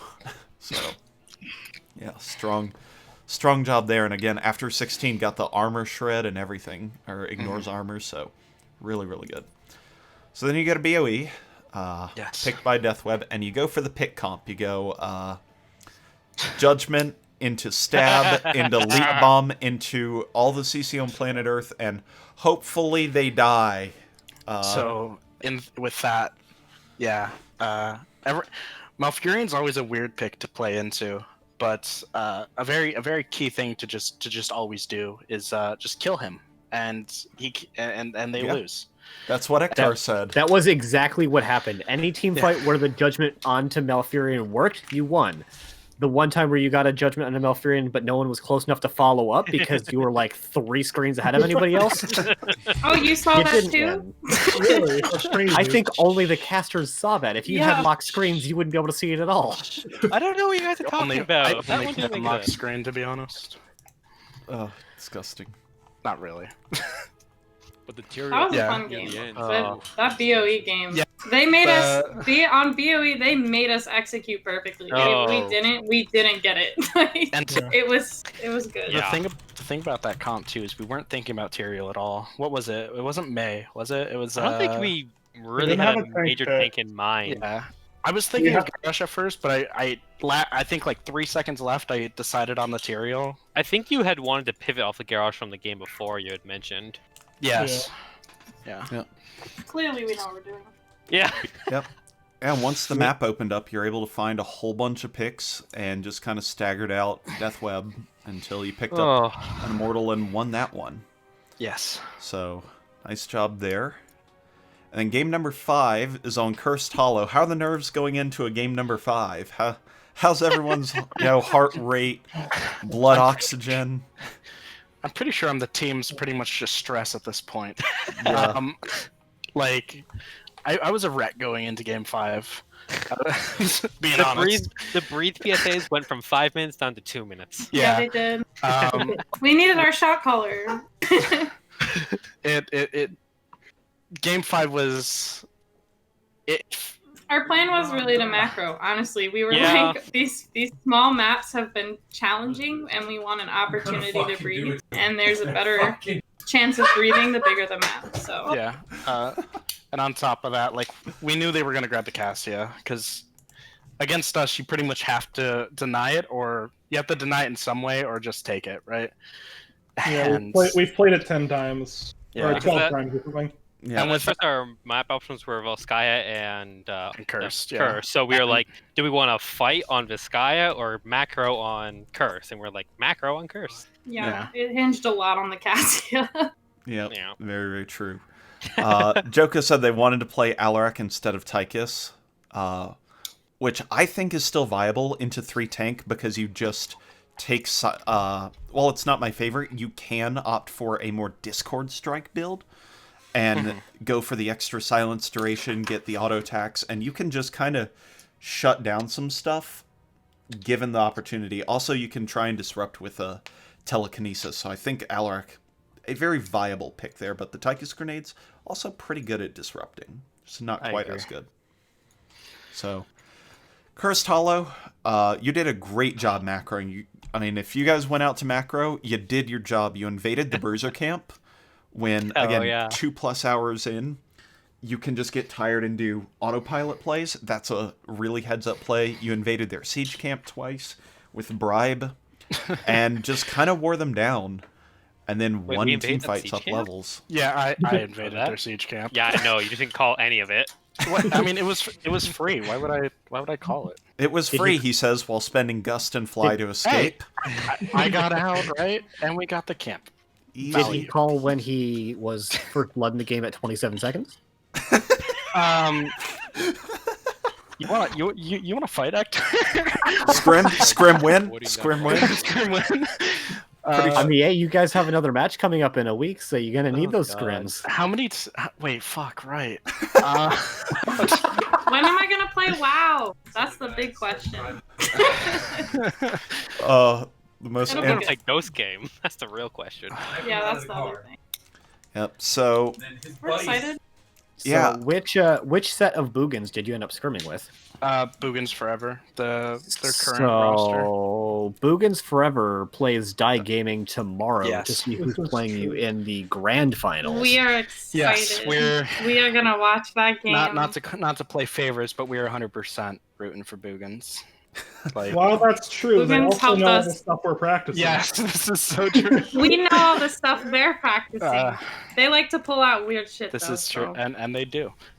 So speaking of weird shit, you had like 9 bruisers played across 4 games. Let's... Yeah. Did We you like notice bruisers.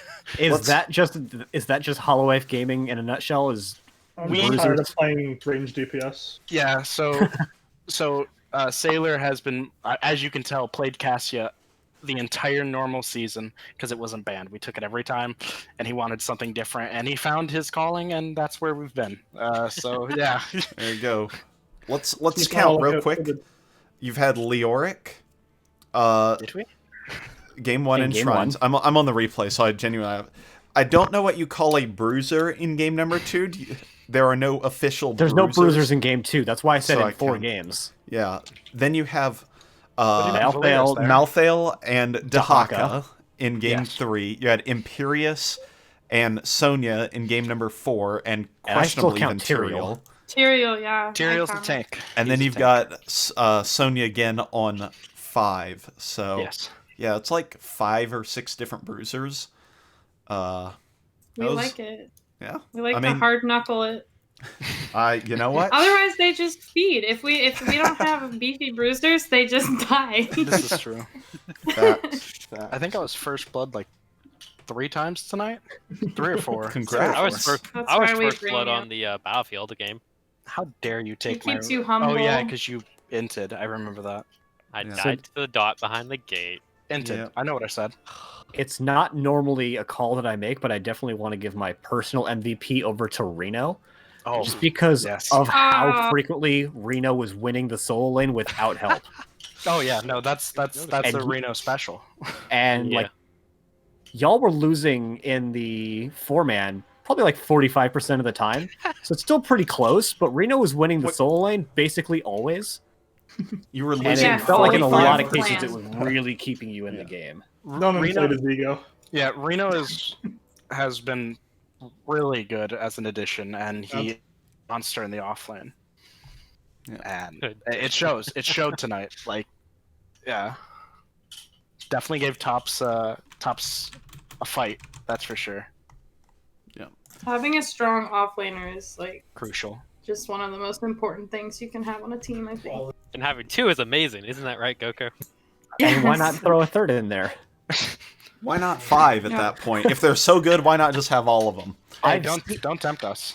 Yana was trying to do it Watch for us. a while, but they never quite got it to work against a team of their level. Yes. Yeah. Alrighty. Oh, Yana. That's all we've got. We've asked you about the next series. Sorry for WoW hopefuls.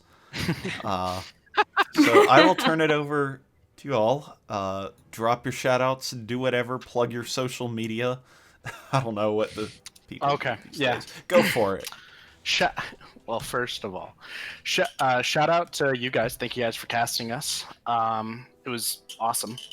Great series. Shout out to Deathweb. Deathweb. Thank you. Definitely Deathweb.